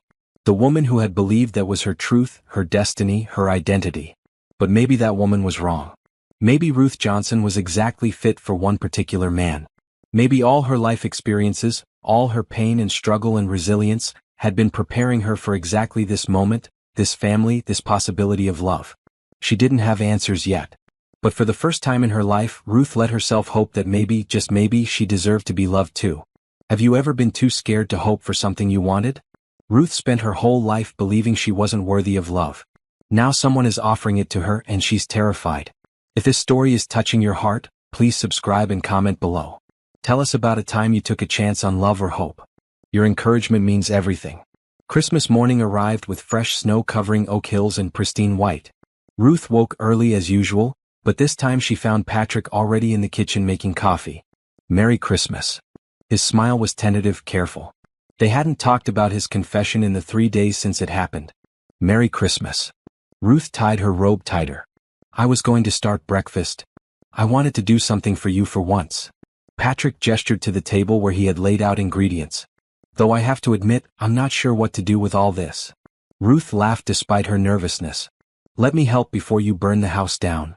They worked together in comfortable silence, making pancakes and bacon and scrambled eggs. Ruth was acutely aware of Patrick's presence beside her, the way his arm brushed hers when he reached for the spatula, the way he smiled when she caught his hand before he added way too much salt to the eggs. The children thundered down the stairs at 7, drawn by the smell of breakfast and the excitement of presents. They ate quickly, barely tasting their food, then dragged the adults to the living room where gifts were piled under the tree. Ruth had bought small, thoughtful presents for each child with her first paycheck. A journal for Bridget, who had started writing poetry. A science kit for Finn, who loved experiments. A craft set for Kara, who spent hours drawing. She hadn't expected anything for herself. So when Patrick handed her a large box, her hands trembled as she took it. "Patrick, you didn't have to." Ruth set the box on her lap. "Open it." Kara bounced excitedly. Inside was a thick winter coat, deep blue and obviously expensive. Underneath were gloves, a scarf, and boots that actually fit properly. At the very bottom was a small envelope. Ruth opened the envelope to find a card with a simple message in Patrick's handwriting. "Thank you for being our family. Love, Patrick, Bridget, Finn, and Kara." "The coat is because yours had holes in it." Patrick's voice was gentle. "And the boots because I noticed yours were worn through. And the card because we all wanted you to know how much you mean to us." Ruth pressed the card to her chest, unable to speak past the emotion clogging her throat. "Do you like it?" Kara asked anxiously. "I love it." Ruth's voice was thick with tears. "It's the most thoughtful gift anyone has ever given me." The rest of Christmas Day passed in a warm blur. They watched movies and played board games. Ruth made a turkey dinner that filled the house with delicious smells. They laughed and talked and enjoyed each other's company. For the first time in her life, Ruth felt like she was part of a real family. Not a temporary placement. Not a job. But an actual family. That evening, after the children had gone to bed exhausted from excitement, Patrick found Ruth in the kitchen cleaning up. "Leave the dishes. Nancy will do them tomorrow." Patrick took the sponge from her hand. "I don't mind." Ruth tried to take it back. "I know you don't. But it's Christmas. Take a break." Patrick smiled. "Besides, I wanted to talk to you about something." Ruth's stomach tightened. "Okay." "The children's school is having a winter dance next week. They want me to chaperone." Patrick leaned against the counter. "I was hoping you'd come with me." "As my date." "As your date." Ruth's voice rose. "Patrick, I thought we were taking time." "We are. But this isn't about rushing into a relationship. It's about showing the community that you're important to us. That you're not just hired help." Patrick's voice was earnest. "Plus, the children want you there. They already told their friends you'd be coming." "What did their friends say?" Ruth asked, already knowing the answer. "Some of them are excited. Some of them are confused. Some of them probably heard things from their parents." Patrick grimaced. "But the children don't care. They want their family there together." "Their family." Ruth tested the words. "Is that what we are?" "That's what we've been for weeks now." Patrick took her hand carefully, giving her space to pull away if she wanted. "I know you're scared. I know this is complicated. But can you at least come to the dance? Not as my girlfriend or my anything. Just as Ruth, who the children love and want there." Ruth looked at their joined hands. She thought about Bridget, Finn, and Kara. She thought about their excited faces when they talked about the dance. She thought about disappointing them. "Okay." Ruth squeezed his hand. "I'll go." The next week passed in a flurry of preparation. Ruth had never been to a school dance as an adult. She didn't know what to wear or how to act. Bridget helped her pick out a simple green dress from the back of her closet, something Ruth had bought at a thrift store years ago for a job interview but never wore. The night of the dance, Ruth stood in front of her mirror, hardly recognizing herself. The dress actually fit nicely, emphasizing her curves in a way that felt both flattering and uncomfortable. She had done her hair carefully, letting her natural curls frame her face. She wore the tiniest bit of makeup, just enough to feel put together. "You look beautiful." Bridget stood in the doorway, wearing a purple dress with sparkles. "Thank you, baby." Ruth turned from the mirror. "You look beautiful too. Dad's waiting downstairs. He got really dressed up. I think he's nervous." Bridget giggled. "He changed his tie 3 times." They walked downstairs together. Patrick stood in the entrance hall wearing a dark suit, his hair neatly combed. When he saw Ruth, he froze. "Wow." The word escaped before he could stop it. Ruth felt her cheeks warm. "Is it too much?" "It's perfect." Patrick's voice held awe. "You're perfect." Finn and Kara came running down the stairs, both dressed in their best clothes. "Let's go. We're going to be late." The school gymnasium had been transformed with lights and decorations. A DJ played music in one corner while tables of snacks lined the walls. Children ran everywhere, their energy infectious. Ruth noticed the stairs immediately. Other parents watched her and Patrick walk in together, their expressions ranging from curious to hostile. Catherine Walsh stood near the punch bowl, her face going white when she saw them. "Ignore them." Patrick took Ruth's hand. We're here for the children. Bridget, Finn, and Kara immediately ran off to find their friends. Ruth and Patrick stood awkwardly by the entrance, surrounded by whispering parents. Jennifer Matthews approached first, her smile plastic. Patrick, how nice to see you. And Ruth, what a colorful dress. Thank you. Ruth kept her voice neutral. I'm surprised you came. This is really more of a parents' event. Jennifer's tone made it clear that Ruth didn't count as a parent. Ruth is family. Patrick's voice was firm. She has every right to be here. Of course. Jennifer's smile didn't waver. Though I hope you're being careful. People talk, you know. About the new caregiver who moved in so quickly after Michelle's death. About how convenient it all is. What exactly are you implying? Patrick's voice grew cold. Nothing at all. I'm just concerned for your children's well-being. Michelle was such a wonderful mother. It must be hard for them to see someone so different trying to fill her shoes. Jennifer looked Ruth up and down. No offense intended, of course. None taken. Ruth's voice was steady even though she wanted to cry. Because I'm not trying to fill Michelle's shoes. I'm walking alongside the children in my own shoes. There's a difference. Jennifer's eyes narrowed. Before she could respond, Bridget appeared at Ruth's side. Miss Ruth, will you dance with me? They're playing my favorite song. Bridget grabbed Ruth's hand. Of course, baby. Ruth let herself be pulled onto the dance floor, grateful for the escape. They danced together, Bridget spinning and laughing. Other children joined them. Soon Ruth was surrounded by kids, all wanting to dance with the fun grown-up who didn't care about looking silly. From the sidelines, Ruth saw Patrick laughing. She also saw Catherine Walsh approaching him, her expression stormy. But Ruth focused on the children. On Bridget's joy. On Finn doing ridiculous robot moves that made everyone giggle. On Kara dancing with her friends, no longer the shy, scared little girl who wet the bed every night. After several songs, Ruth excused herself to get some water. She was heading to the punch bowl when she overheard two teachers talking behind a decorative screen. Can you believe Patrick brought her here? As if she belongs. I know. She's the hired help. She should know her place. I heard she's a gold digger. That she's after his money. Well, she picked the right target. Patrick's one of the wealthiest men in Oak Hills. Though I can't imagine what he sees in someone like her. Desperation probably. Men will take what's available when they're grieving.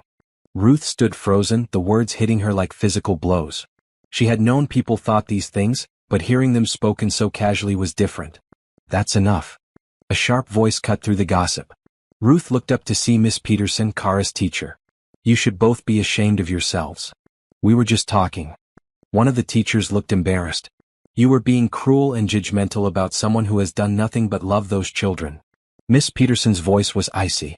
I've taught Kara for 4 months. Before Ruth came, that little girl was falling apart. She cried every day. She couldn't focus. She was having accidents in class because she was so anxious. Now, she's thriving. She's happy. She's confident. That's because of Ruth. We didn't mean anything by it. The second teacher tried to defend herself. You meant exactly what you said. And it's ugly. Miss Peterson noticed Ruth standing there. Ruth, I'm so sorry you heard that. It's okay. Ruth's voice was surprisingly steady. I'm used to it. You shouldn't have to be used to it. Miss Peterson walked over to her. I want you to know that not everyone feels that way. Some of us see what you're doing for that family and we're grateful. Ruth felt tears prick her eyes. Thank you. The two gossiping teachers slunk away, their faces red. Ruth got her water and returned to Patrick's side. Everything okay? He looked at her with concern. Fine. Ruth didn't want to ruin the evening by telling him what she'd heard. But Catherine Walsh had other plans. She approached them with purpose, her face tight with anger. Patrick, I need to speak with you. Privately. Catherine's voice was sharp. Anything you have to say can be said in front of Ruth. Patrick crossed his arms. Fine. I'll speak plainly then. Catherine turned to Ruth. You need to leave this family alone. You've inserted yourself into their lives, manipulated Patrick while he's vulnerable, and you're destroying Michelle's legacy. Catherine, that's enough. Patrick's voice was dangerous. No, it's not enough. Someone has to protect these children since you clearly won't. Catherine's voice rose. This woman is using you. Can't you see that? She's after your money, your status, your everything. And you're too blind with grief to realize it. I'm not blind. Patrick stepped between Ruth and Catherine. I'm finally seeing clearly for the first time in months. Ruth saved this family. She showed up when no one else would. She loves my children without asking for anything in return. She's been investigated by DCFS and passed with flying colors. She's been judged and criticized by this entire town and she hasn't run away. What more does she need to do to prove she's genuine? She needs to leave. Catherine's voice broke. She needs to let my grandchildren heal without some stranger trying to replace their mother. I'm not trying to replace anyone. Ruth finally spoke, her voice calm but firm. I loved your daughter even though I never met her because she gave life to 3 beautiful children who I now love. I'm not trying to erase her memory. I'm trying to help her children survive without her. You don't get to talk about my daughter. Catherine's face crumpled. You don't get to pretend you knew her or loved her. You're nothing like her. You'll never be like her. You're right. I'm nothing like her. Ruth's voice was steady despite the pain. But maybe that's okay. Maybe the children need something different now. Not better, not worse, just different. Catherine stared at Ruth for a long moment. Then she turned and walked away, her shoulders shaking. The gymnasium had gone quiet. Everyone had heard the confrontation. Ruth felt dozens of eyes on her, judging, assessing, condemning. Then Miss Peterson started clapping. Slowly at first, then faster. Other teachers joined in. Some parents too. Not everyone but enough. The DJ, sensing the need for a distraction, started playing an upbeat song. Children flooded back onto the dance floor. The tension broke. That was the bravest thing I've ever seen. Patrick's voice was full of admiration. The way you spoke to Catherine. You didn't attack her, but you also didn't back down. She's hurting. Ruth watched Catherine leave the gymnasium. She lost her daughter. She's terrified of losing her grandchildren too. I understand that even if her methods are wrong. How can you be so compassionate to someone who's been so cruel to you? Patrick asked. Because hurt people hurt people. And I've been hurt enough to recognize it in others. Ruth took a deep breath. But I'm done letting other people's hurt control my life. I'm done believing I'm not good enough just because they say so. Good. Patrick smiled. Because you are good enough. For this family, for this life, for everything. The rest of the evening passed more smoothly. Ruth danced with all 3 children. She talked with Miss Peterson about Kara's progress. She even had a pleasant conversation with a few other parents who approached cautiously but kindly. As they drove home, the children chattering excitedly in the back seat, Ruth felt something shift inside her. She had stood up to Catherine Walsh in front of the entire community. She had defended herself without being cruel. She had shown everyone that she wasn't going anywhere. And more importantly, she was starting to believe it herself. That night, after the children were in bed, Patrick found Ruth in the kitchen making hot chocolate. Want some? She gestured to the pot. Please. Patrick sat at the kitchen table. Ruth, I'm sorry about Catherine. She had no right to say those things to you. She had every right to her feelings. She just expressed them poorly. Ruth poured 2 mugs. But I'm done letting her make me feel small. You've never been small. Patrick accepted the mug gratefully. You've always been larger than life. I'm just glad you're finally seeing that too. Ruth sat across from him, cradling her own mug. Patrick, about what you said the other night? About having feelings for me? Patrick went very still. Yes. I've been thinking about it a lot. Ruth stared into her hot chocolate.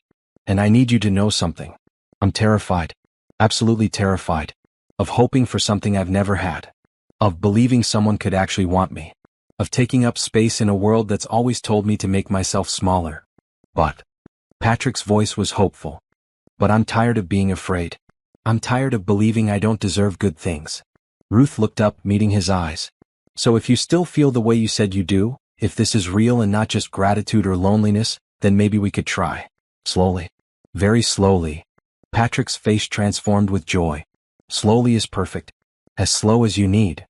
I need you to understand something, though. Ruth's voice was serious. I'm not Michelle. I'll never be Michelle. I'll make different choices, have different strengths and weaknesses, be a different kind of partner. If you're looking for a replacement for her, I can't be that. I'm not looking for a replacement.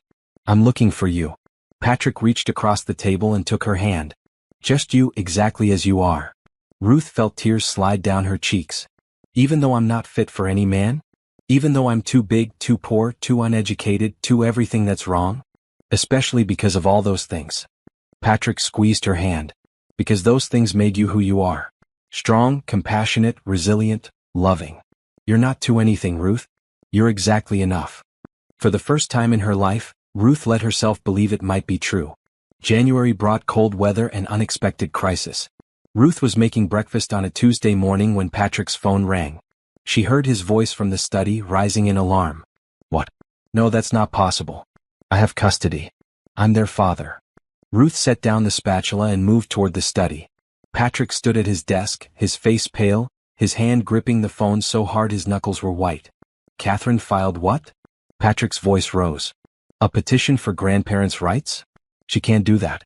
She has no grounds. Ruth's stomach dropped. She knew what this meant. Catherine Walsh wasn't giving up. She was escalating. After Patrick hung up, he sat heavily in his chair. Catherine is taking me to court. She's filing for partial custody of the children, claiming I'm providing an unstable home environment. Because of me. It wasn't a question. Her petition specifically mentions inappropriate live-in relationship with unqualified caregiver and failure to properly grieve before introducing new romantic partner. Patrick's voice was bitter. My lawyer says we need to prepare for a custody evaluation. The next few weeks were a nightmare of legal proceedings. A court-appointed psychologist came to evaluate the family. She interviewed Patrick, the children, and Ruth separately. She observed them together and apart. She requested school records, medical records, financial records, everything. The children knew something was wrong. They grew quiet and anxious again, some of the progress they had made slipping away. Kara started wetting the bed more frequently. Finn got into 2 fights at school.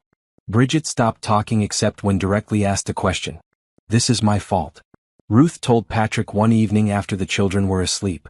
If I hadn't stayed, if I had just left like Catherine wanted, none of this would be happening. Don't you dare blame yourself. Patrick's voice was fierce.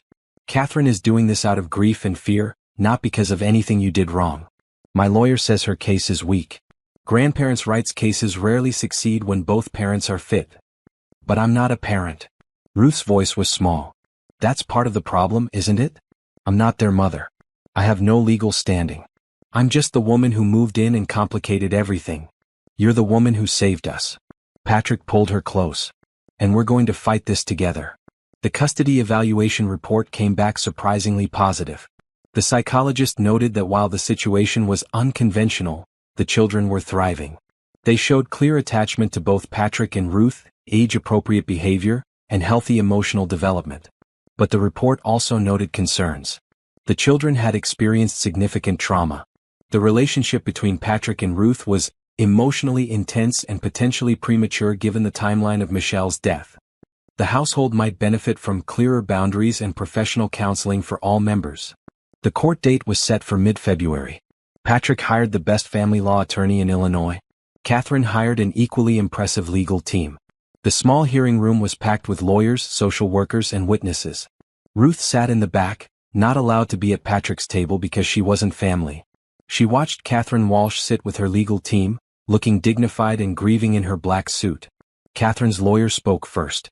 He painted a picture of a grieving widower who made poor decisions in his vulnerable state. He described Ruth as an opportunist who inserted herself into the family for financial gain. He brought up Ruth's lack of education, her background in foster care, the speed with which she moved into Patrick's home. Mr. O'Connor hired Ms. Johnson less than 48 hours after meeting her in an airport. The lawyer's voice was incredulous. He allowed her to move into his home around his children with minimal background checking. He has since developed a romantic relationship with her, despite the children still grieving their mother. This shows poor judgment at best, dangerous instability at worst. Catherine took the stand. She spoke about Michelle, about what a wonderful mother she had been. She cried as she described her grandchildren's pain after losing their mother. She expressed concern that Patrick was moving too fast, that he was exposing the children to inappropriate relationships before they had properly healed. I don't want to take the children away from their father. Catherine's voice trembled. I just want to ensure they're protected. That they have stability. That they're not subjected to a revolving door of women while Patrick searches for a replacement for my daughter. Patrick's lawyer cross-examined her carefully. Mrs. Walsh, you filed a complaint with DCFS about Ms. Johnson's care of the children, correct? Yes. Catherine lifted her chin. I had concerns. Concerns that were investigated thoroughly and found to be without merit? The lawyer's voice was sharp. In fact, the DCFS investigator's report praised Ms. Johnson's care of the children, didn't she? The investigator was fooled, just like my son-in-law. Catherine's voice turned bitter. That woman is very good at pretending to care. Or perhaps she genuinely does care, and you simply can't accept that anyone other than your daughter could love those children? The lawyer let the question hang. Patrick took the stand next. He spoke calmly about his children's deterioration after Michelle's death. He described 4 professional nannies who refused the position before Ruth agreed to help. He detailed the dramatic improvement in the children's behavior, grades, and emotional state since Ruth arrived. I understand this looks unconventional. Patrick's voice was steady. I understand that some people think I moved too fast. But my children were drowning. Ruth threw them a lifeline. And yes, in the process of watching her love my children selflessly, I developed feelings for her. I don't apologize for that. Are you in a romantic relationship with Ms. Johnson? Catherine's lawyer asked sharply. We're exploring the possibility of a relationship, yes. Slowly and carefully, with the children's well-being as our primary concern. Patrick met the lawyer's eyes. But even if I weren't romantically interested in Ruth, I would still want her in my children's lives. She's been more consistent and loving than anyone else except me. The children were brought in separately. The judge spoke to each one gently, asking about their feelings, their home life, their relationship with Ruth and their grandmother. Bridget was articulate and clear. Miss Ruth loves us. Grandma Catherine used to love us too, but now she's just angry all the time. I want Miss Ruth to stay. Finn was more emotional. Grandma Catherine filed that mean complaint that made the DCFS lady come to our house. That scared us. Miss Ruth never did anything to scare us. She just takes care of us. Kara was heartbreaking in her simplicity. I love Miss Ruth. She makes me feel safe. Please don't take her away. After the children left, the judge called Beverly Thompson, the DCFS investigator. She testified about her thorough investigation, her surprise at finding a household that functioned so well, her opinion that Ruth was an unconventional but highly effective caregiver. Then, unexpectedly, Miss Peterson from the school requested to testify. She described the dramatic change in Kara's behavior, from an anxious, tearful child to a confident, happy student. In my 15 years of teaching, I've never seen such a complete turnaround. Miss Peterson's voice was firm. Whatever Ms. Johnson is doing, it's working. These children are thriving under her care. Finally, the psychologist who had done the custody evaluation testified. She noted the genuine attachment between Ruth and the children, the healthy family dynamic, the children's clear preference to maintain the current situation. While the timeline may seem rushed to outside observers, the children's emotional development suggests they feel secure and loved. The psychologist looked directly at the judge. Disrupting this stability now could undo months of healing. Catherine's lawyer tried to argue that stability could be maintained with his client having partial custody, allowing the children to spend significant time away from Ruth's influence. But even as he argued, Ruth could see he knew it was a losing battle. The judge listened to everything, asked probing questions, and finally called for a recess to consider her decision. Ruth sat in the hallway with Patrick, both of them too nervous to speak. The children waited with a social worker in another room. Catherine Walsh stood with her lawyers, looking smaller and older than Ruth had ever seen her. After 2 hours they were called back in. The judge looked tired but resolute. This court recognizes the grief and concern of Mrs. Catherine Walsh regarding her grandchildren. The loss of a daughter is devastating, and her desire to remain close to her grandchildren is understandable and commendable. The judge paused.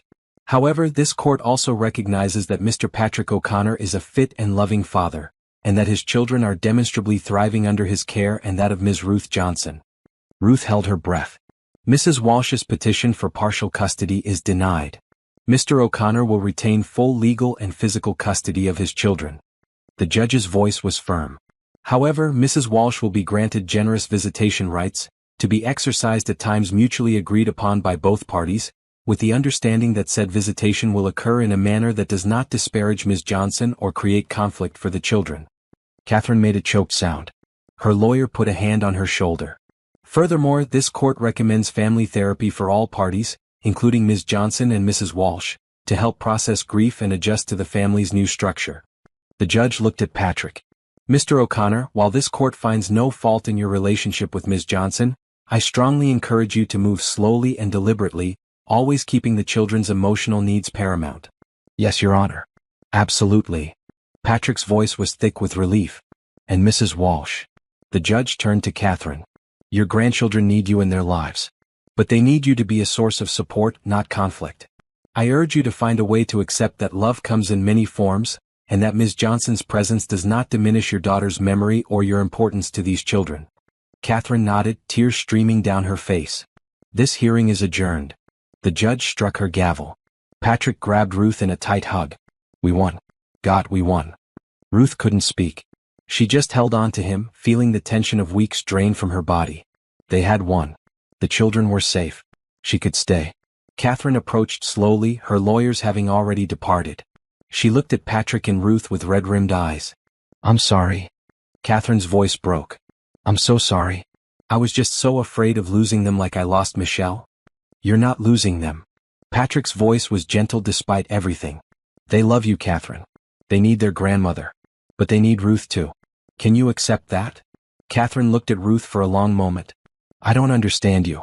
I don't understand why you stayed when everyone told you to leave. I don't understand why you love children who aren't yours. But they do love you. And I can't deny that anymore. I love them because they needed to be loved. Ruth's voice was simple and honest. That's all. There's no hidden agenda or master plan. I just saw 3 babies who were hurting and I wanted to help. Michelle would have liked you, I think. Catherine's admission was quiet. She always said I was too quick to judge people. That I needed to look deeper. I would have liked her too. Ruth meant it. She raised 3 incredible children. That says everything about the kind of person she was. Catherine nodded, unable to speak. She squeezed Patrick's hand briefly, then left. Patrick and Ruth collected the children from the social worker.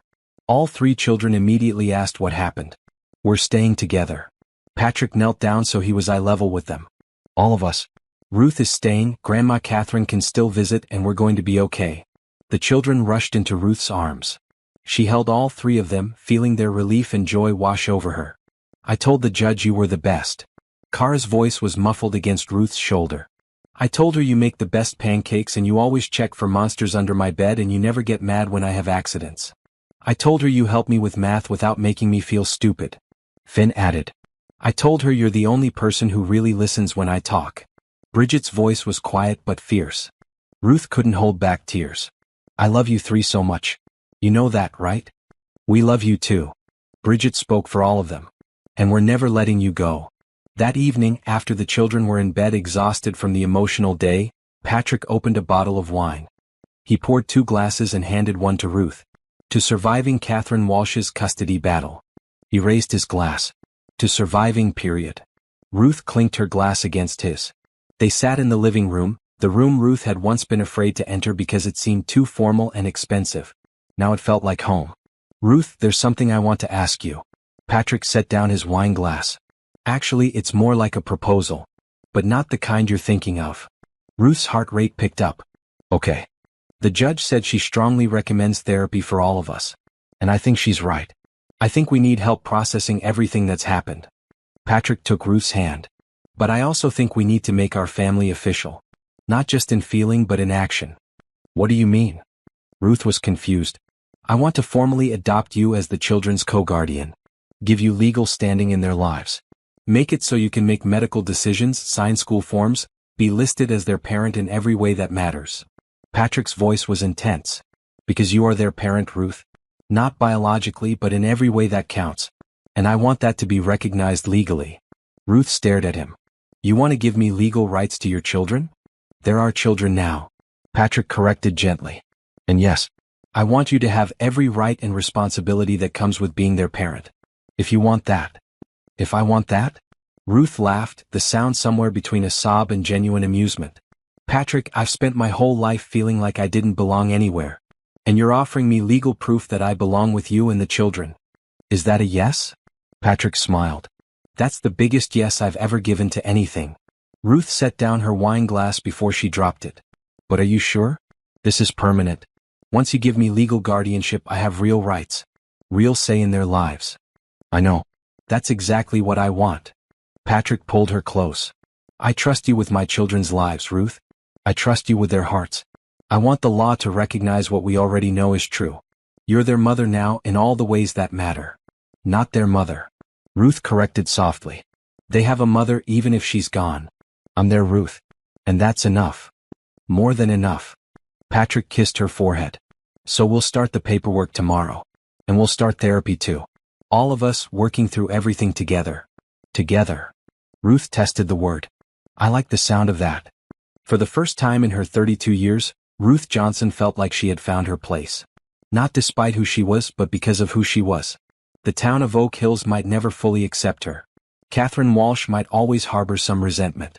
But none of that mattered anymore. She had a family who loved her. Children who needed her. A man who saw her worth. And legal documents that would soon prove she belonged. The woman who wasn't fit for any man had found a family who knew she was exactly fit for them. Spring arrived in Oak Hills with blooming flowers and warming temperatures. 6 months had passed since Ruth had walked into the O'Connor family's life at the airport. In that time, everything had changed. The legal co-guardianship papers had been finalized in March. Ruth now had official status as the children's legal guardian alongside Patrick. She could sign permission slips, make medical decisions, be listed as their parent on school forms. The first time a form came home asking for mother's name, and Ruth wrote her own name instead of Michelle's, she cried for an hour. Patrick found her in the kitchen, the form clutched in her hand. I feel like I'm erasing her. Ruth's voice was thick with tears. You're not erasing anyone. You're adding yourself to the story. Patrick sat beside her. Michelle will always be their first mother. But you're their second mother. That doesn't diminish her, Ruth. It just means they're lucky enough to have been loved by two incredible women. The family therapy sessions had been difficult but healing. Dr. Rachel Okonkwo, their therapist, helped each of them process their grief and trauma. She helped the children understand that loving Ruth didn't mean forgetting Michelle. She helped Patrick work through his guilt about moving on. She helped Ruth believe she deserved the family she had found. Catherine Walsh even attended a few sessions. The relationship between her and Ruth remained complicated, but they had reached an uneasy peace. Catherine visited the children regularly, and slowly, painfully, she was learning to accept Ruth's place in their lives. In April, Patrick proposed. Not dramatically, not publicly, but quietly one evening after the children were asleep.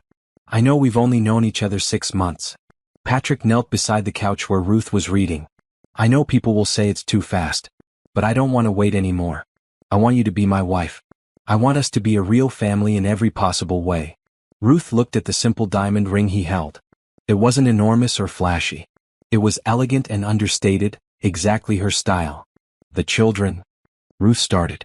Already know. I asked their permission this morning. Patrick smiled. They were unanimously in favor.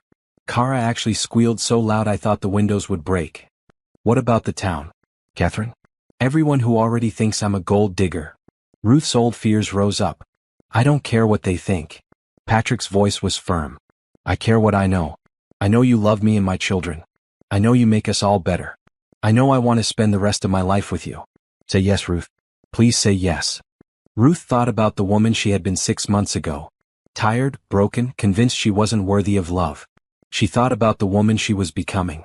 Stronger, braver, learning to believe in her own worth. Yes. The word came out as a whisper. Yes, I'll marry you.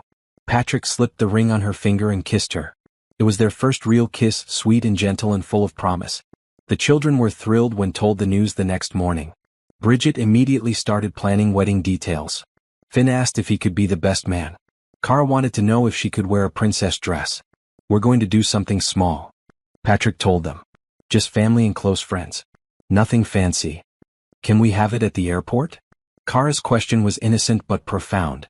That's where you and Miss Ruth met. That's where our family started. Patrick and Ruth looked at each other. That's actually perfect, Ruth said. They spent the next month planning. Patrick's business partner, Thomas Reed, seemed supportive at first. He congratulated Patrick, helped with logistics, offered to host the rehearsal dinner. Thomas was a polished man in his 50s, always impeccably dressed, always saying the right thing. He had been Patrick's partner for 10 years, helping build O'Connor Development into a multi-million-dollar company. But something about him made Ruth uncomfortable. The way he looked at her when Patrick wasn't watching. The way his congratulations felt hollow. The tight smile he wore when discussing the wedding. I don't trust Thomas. Ruth told Patrick one evening. Thomas? Why not? He's been my partner for a decade. Patrick looked surprised. I don't know. Just a feeling. Ruth couldn't explain the unease that crept over her whenever Thomas was around. He's a little stiff, I'll admit. But he's loyal. Patrick squeezed her hand. You're just nervous about the wedding. It's normal. Ruth wanted to believe him. But the feeling persisted. The engagement party was held at the O'Connor house in May. It was a small gathering, just close friends and family. Catherine Walsh came wearing a tight smile and a blue dress. Miss Peterson came genuinely happy for them. Beverly Thompson from DCFS came, proud of how the family had thrived. Thomas Reed arrived with his wife, Amanda, a thin woman who looked uncomfortable in her own skin. They brought an expensive bottle of champagne and elaborate congratulations. To Patrick and Ruth. Thomas raised his glass during the toast. May you have many happy years together. Everyone drank. But Ruth noticed Thomas's smile didn't reach his eyes. Later in the evening, Ruth overheard Thomas talking to another business associate in the study. It's a shame, really. Patrick's throwing away his reputation for some woman he barely knows. The board isn't happy. Will it affect business? The other man asked. Potentially. Patrick's judgment has been questionable since Michelle died. First the nanny situation, now this rushed wedding.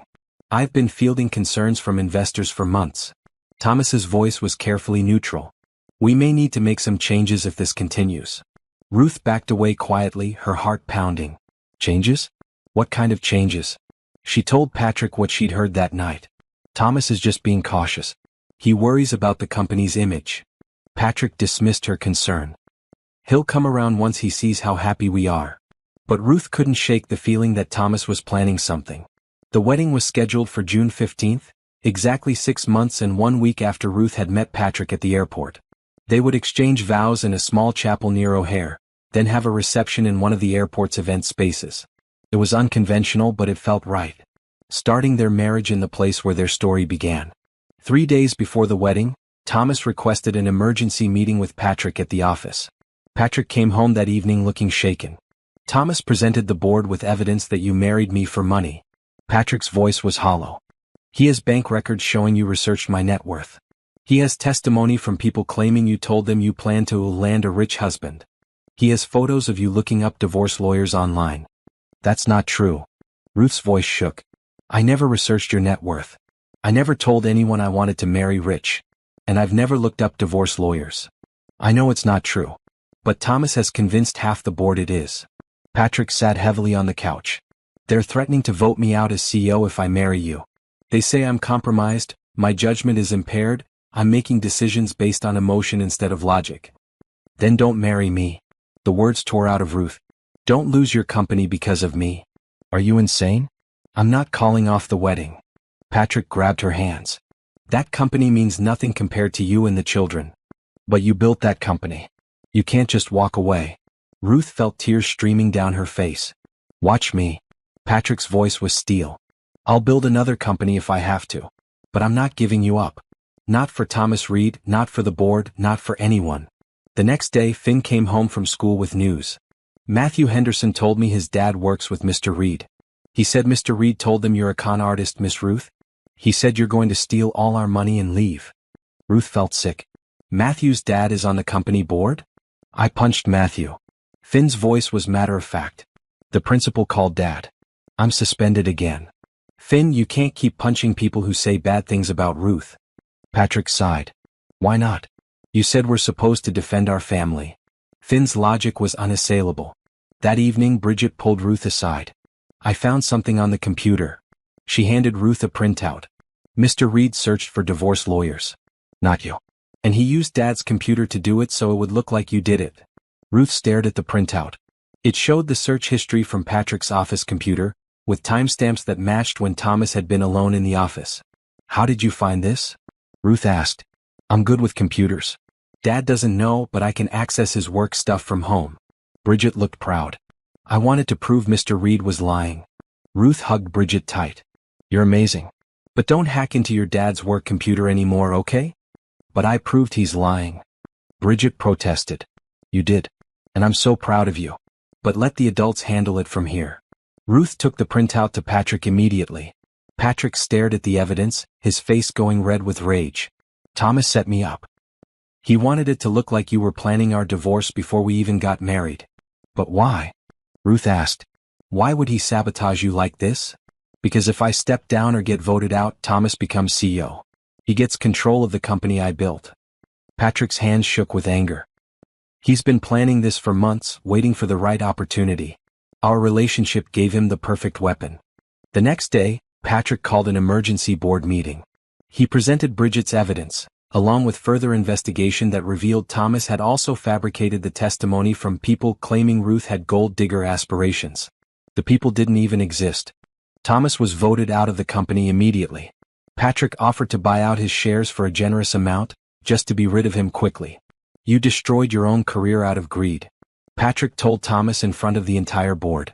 You tried to destroy my family because you wanted my position. I hope it was worth it. Thomas left without a word, his face pale and drawn. The day before the wedding, Catherine Walsh appeared at the house. She carried a large box. I brought you something. Catherine set the box on the kitchen table. Michelle's wedding dress. I thought maybe you could use parts of it for your dress. Or not use it at all. I just wanted you to have the choice. Ruth opened the box carefully. Inside was a beautiful white dress, delicate lace over silk, preserved perfectly. I can't wear this. Ruth's voice broke. This was Michelle's. And now it's yours if you want it. Or you can wear something completely different. I just wanted you to know that Michelle would want you to have it. Catherine's voice was thick with emotion. She would want someone to love her children. And you do. So in a way you're honoring her by marrying Patrick. Ruth hugged Catherine, both women crying. It was the first real embrace they had shared. Thank you. Ruth whispered. For accepting me. Finally. Thank you for loving them when I was too blind to see you were exactly what they needed. Catherine pulled back, wiping her eyes. Now try on the dress. Let's see if we can make it work. The dress was too small in some places, too large in others. But a seamstress was able to combine Michelle's lace with new blue fabric, creating something that honored the past while celebrating the future. When Ruth looked at herself in the mirror the morning of the wedding, she barely recognized the woman staring back. The dress was beautiful, the bodice fitted with Michelle's lace, the skirt flowing in new blue silk. Her hair was styled in soft curls. Her makeup was subtle but elegant. You look like a princess. Cara breathed, standing in the doorway in her own blue dress. You all look like royalty. Ruth looked at Bridget in her purple dress and Finn in his tiny suit. The most beautiful royal family ever. They drove to the airport together. The chapel was small and intimate, decorated with simple white flowers. Only 20 people attended. Catherine Walsh sat in the front row, next to Patrick's parents who had flown in from Ireland. Miss Peterson came, as did Beverly Thompson, Dr. Okonkwo, and a handful of Patrick's most trusted employees who had stood by him during the Thomas Reed debacle. Patrick stood at the altar in a gray suit, his eyes bright with tears. When Ruth walked down the aisle with all 3 children, he couldn't hold back a sob. You're beautiful. He whispered when she reached him. All 4 of you. The ceremony was simple and heartfelt. They wrote their own vows. Patrick spoke first. Ruth, 6 months ago I was drowning. My children were drowning. We were a family falling apart with no idea how to save ourselves. Then you appeared out of nowhere and threw us a lifeline. Not because you had to, not because you expected anything in return, but because you saw people who needed help and you couldn't walk away. You've taught my children to love again. You've taught me to hope again. You've shown us all that family isn't just about blood, it's about who shows up and stays. I promise to show up for you the way you showed up for us. I promise to stay through everything life throws at us. I promise to love you exactly as you are, for all our days. Ruth was crying too hard to speak for a moment. She took a shaky breath and began. Patrick, I spent my whole life being told I wasn't enough. Too big, too poor, too black, too everything that didn't fit what the world wanted. I believed it. I made myself small and invisible because I thought that's what I deserved. Then I met 3 children who needed love more than they needed someone perfect. And I met a man who saw me, really saw me for the first time in my life. You didn't see my flaws or my failures. You saw someone who could love your children. And in loving them, I learned to love myself. You've given me a family, a home, a place to belong. I promise to love your children like they're mine. I promise to build a life with you that honors where we've been and celebrates where we're going. I promise to believe I'm enough, even on the days when it's hard. Because you make me believe it's true. There wasn't a dry eye in the chapel. The minister pronounced them husband and wife. Patrick kissed Ruth gently, then knelt down so the children could join the embrace. We're a family now. Cara announced to everyone. Officially. The reception was held in a bright event space overlooking the airport runways. They watched planes take off and land while eating cake and celebrating. It was unconventional and perfect. Catherine gave a toast that surprised everyone. When Patrick first told me he was marrying Ruth, I was angry. I thought he was making a terrible mistake. I thought no one could replace my daughter. Catherine's voice shook. But I was wrong. Ruth isn't replacing Michelle. She's continuing Michelle's legacy of love. She's showing those children that love doesn't die with the people we lose. It multiplies, it grows, it finds new ways to express itself. Ruth, you've taught me that opening your heart to new people doesn't mean forgetting the ones you've lost. Thank you for that gift. Ruth hugged Catherine, both women crying again. As the evening wound down, Ruth stood by the window watching planes take off into the sunset. Patrick came up behind her, wrapping his arms around her waist. What are you thinking about? He asked. About 6 months ago, standing in this airport watching you with your children. Watching that nanny walk away. Deciding to take the biggest risk of my life. Ruth leaned back against him. I was terrified. Are you still terrified? Patrick kissed her temple. Sometimes. But it's different now. Ruth turned to face him.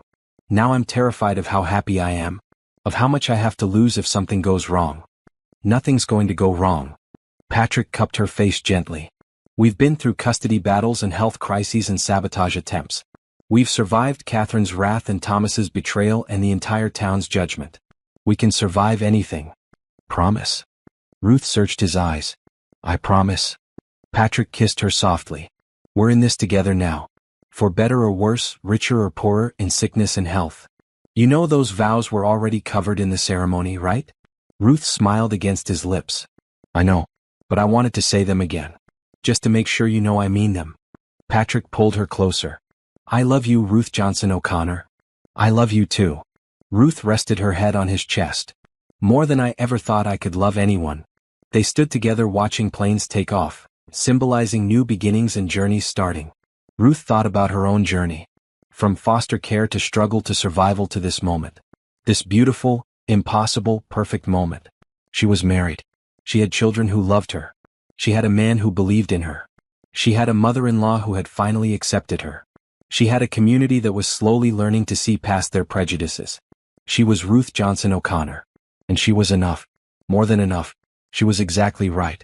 9 months after the wedding, Ruth stood in the bathroom at 5 a.m, staring at a pregnancy test.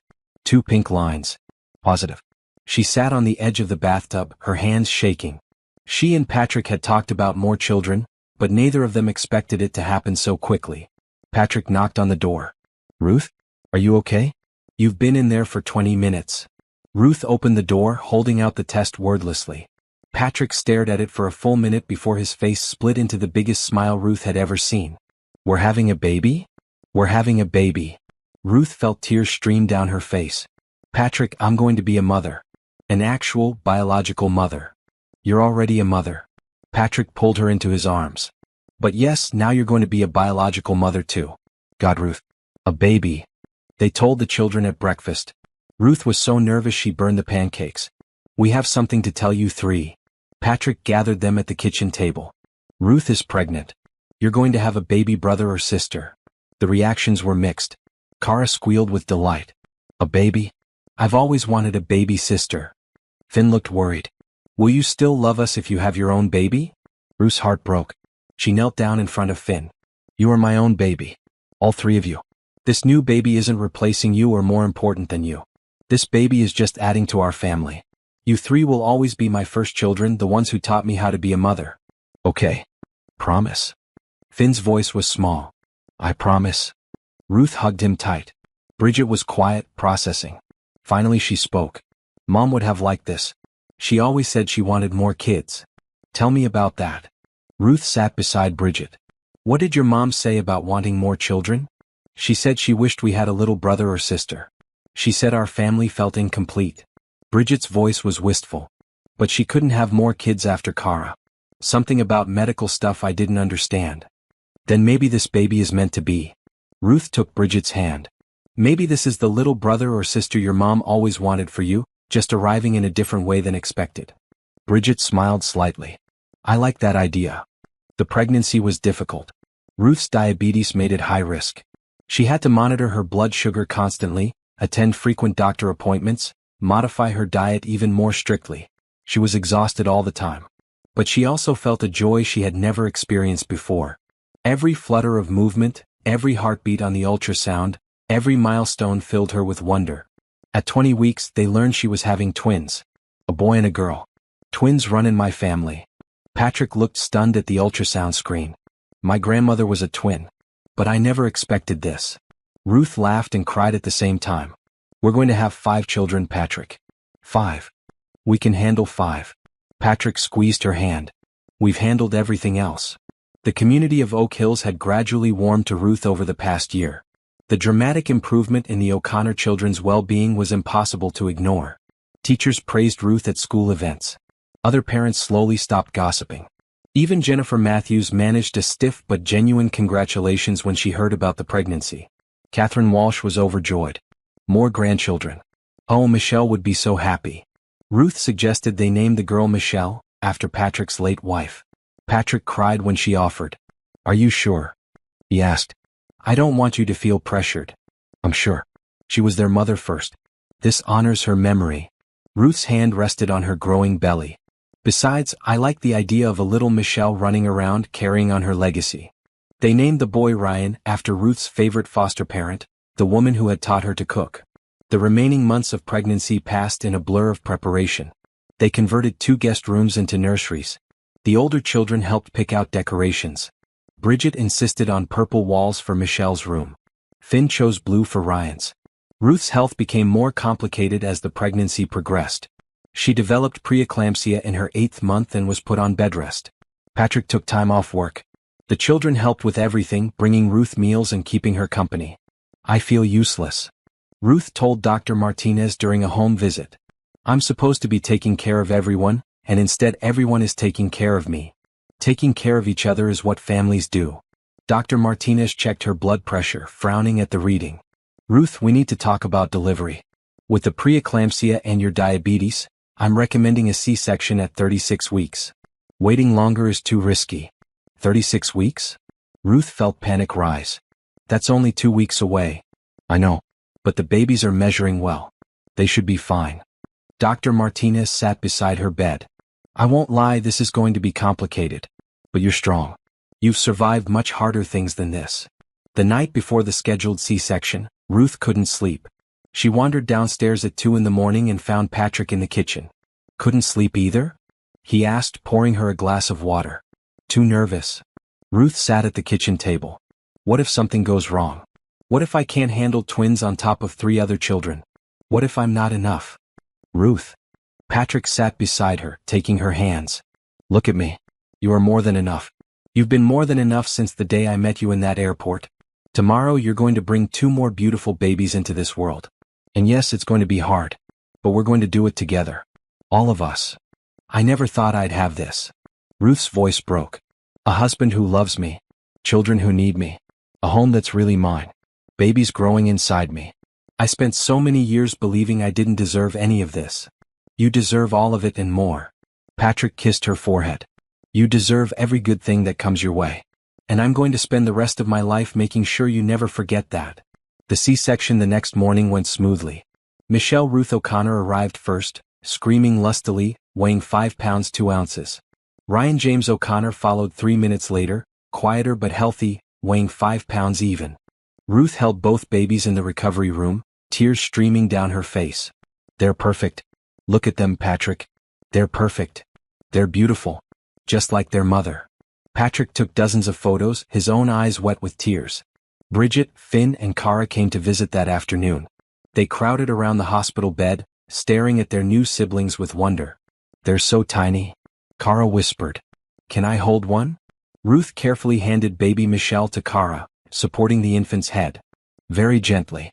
Just like that. Cara looked at the baby with such love that Ruth felt her heart might burst. Hi, Michelle. I'm your big sister. I'm going to teach you everything I know. Finn held Ryan with surprising gentleness for an 8-year-old boy. He looks like Dad. See his nose? He does. Patrick smiled. And Michelle looks like Ruth. Bridget didn't say much, just stood close, looking at both babies with an expression Ruth couldn't quite read. Later, after Patrick took the younger children to get snacks, Bridget approached Ruth quietly. Can I tell you something? Bridget's voice was hesitant. Always, baby. Ruth shifted carefully in the hospital bed. I'm glad you had babies. I'm glad they're going to know you're their mom from the very beginning. Bridget's eyes filled with tears. Because you're my mom too now. And I wanted you to have babies who never had to wonder if you would stay. Ruth started crying again. Come here. Bridget carefully climbed onto the bed, avoiding Ruth's incision. Ruth held her tight. You're one of the best things that ever happened to me. Ruth whispered into Bridget's hair. All three of you are. These babies don't make you any less mine. They just make our family bigger. I know. Dad and Dr. Okonkwo told me that. But I needed to hear it from you. Bridget pulled back. I love you, Mom. It was the first time any of the children had called Ruth, Mom. Ruth couldn't speak past the lump in her throat. She just held Bridget and cried happy tears. They brought the twins home 3 days later. The house was chaos. 2 infants needing feeding every 3 hours. Ruth's incision healing slowly. Patrick trying to help while also managing work. The older children trying to adjust to the noise and disruption. But it was beautiful chaos. Catherine Walsh came by every day helping with laundry and cooking and baby care. She and Ruth had formed an unlikely friendship, bonded by their shared love for the children. I judged you so harshly, Catherine said one afternoon while holding baby Ryan. I'm ashamed of how I treated you. You were grieving. You were protecting your grandchildren the only way you knew how. Ruth adjusted baby Michelle's blanket. I understand that now. You're more forgiving than I deserve. Catherine smiled slightly. But I'm grateful for it. And I'm grateful you let me be part of this family despite everything. You're their grandmother. You'll always be part of this family. Ruth meant it. 6 months later, Ruth stood in front of Oak Hills Elementary School, watching Cara perform in the spring concert. Baby Michelle slept in a carrier on Ruth's chest while Patrick held baby Ryan. Bridget and Finn sat beside them, fidgeting excitedly. Cara sang her solo beautifully, her voice clear and confident. When she finished, she waved at Ruth specifically, her smile bright enough to light the room.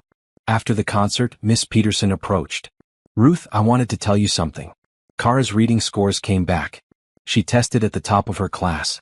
Actually, all 3 of your older children are exceeding expectations academically and socially. Thank you for telling me. Ruth felt pride swell in her chest. I know it's been hard to juggle everything with the twins, but you're doing an amazing job. Those children are thriving because of you. Miss Peterson squeezed Ruth's arm gently. The whole school sees it. Even the people who doubted you at first. That evening, Ruth returned to the airport for the first time since the wedding. Patrick had helped her organize something special. The O'Connor Foundation for Foster Children was launching that night.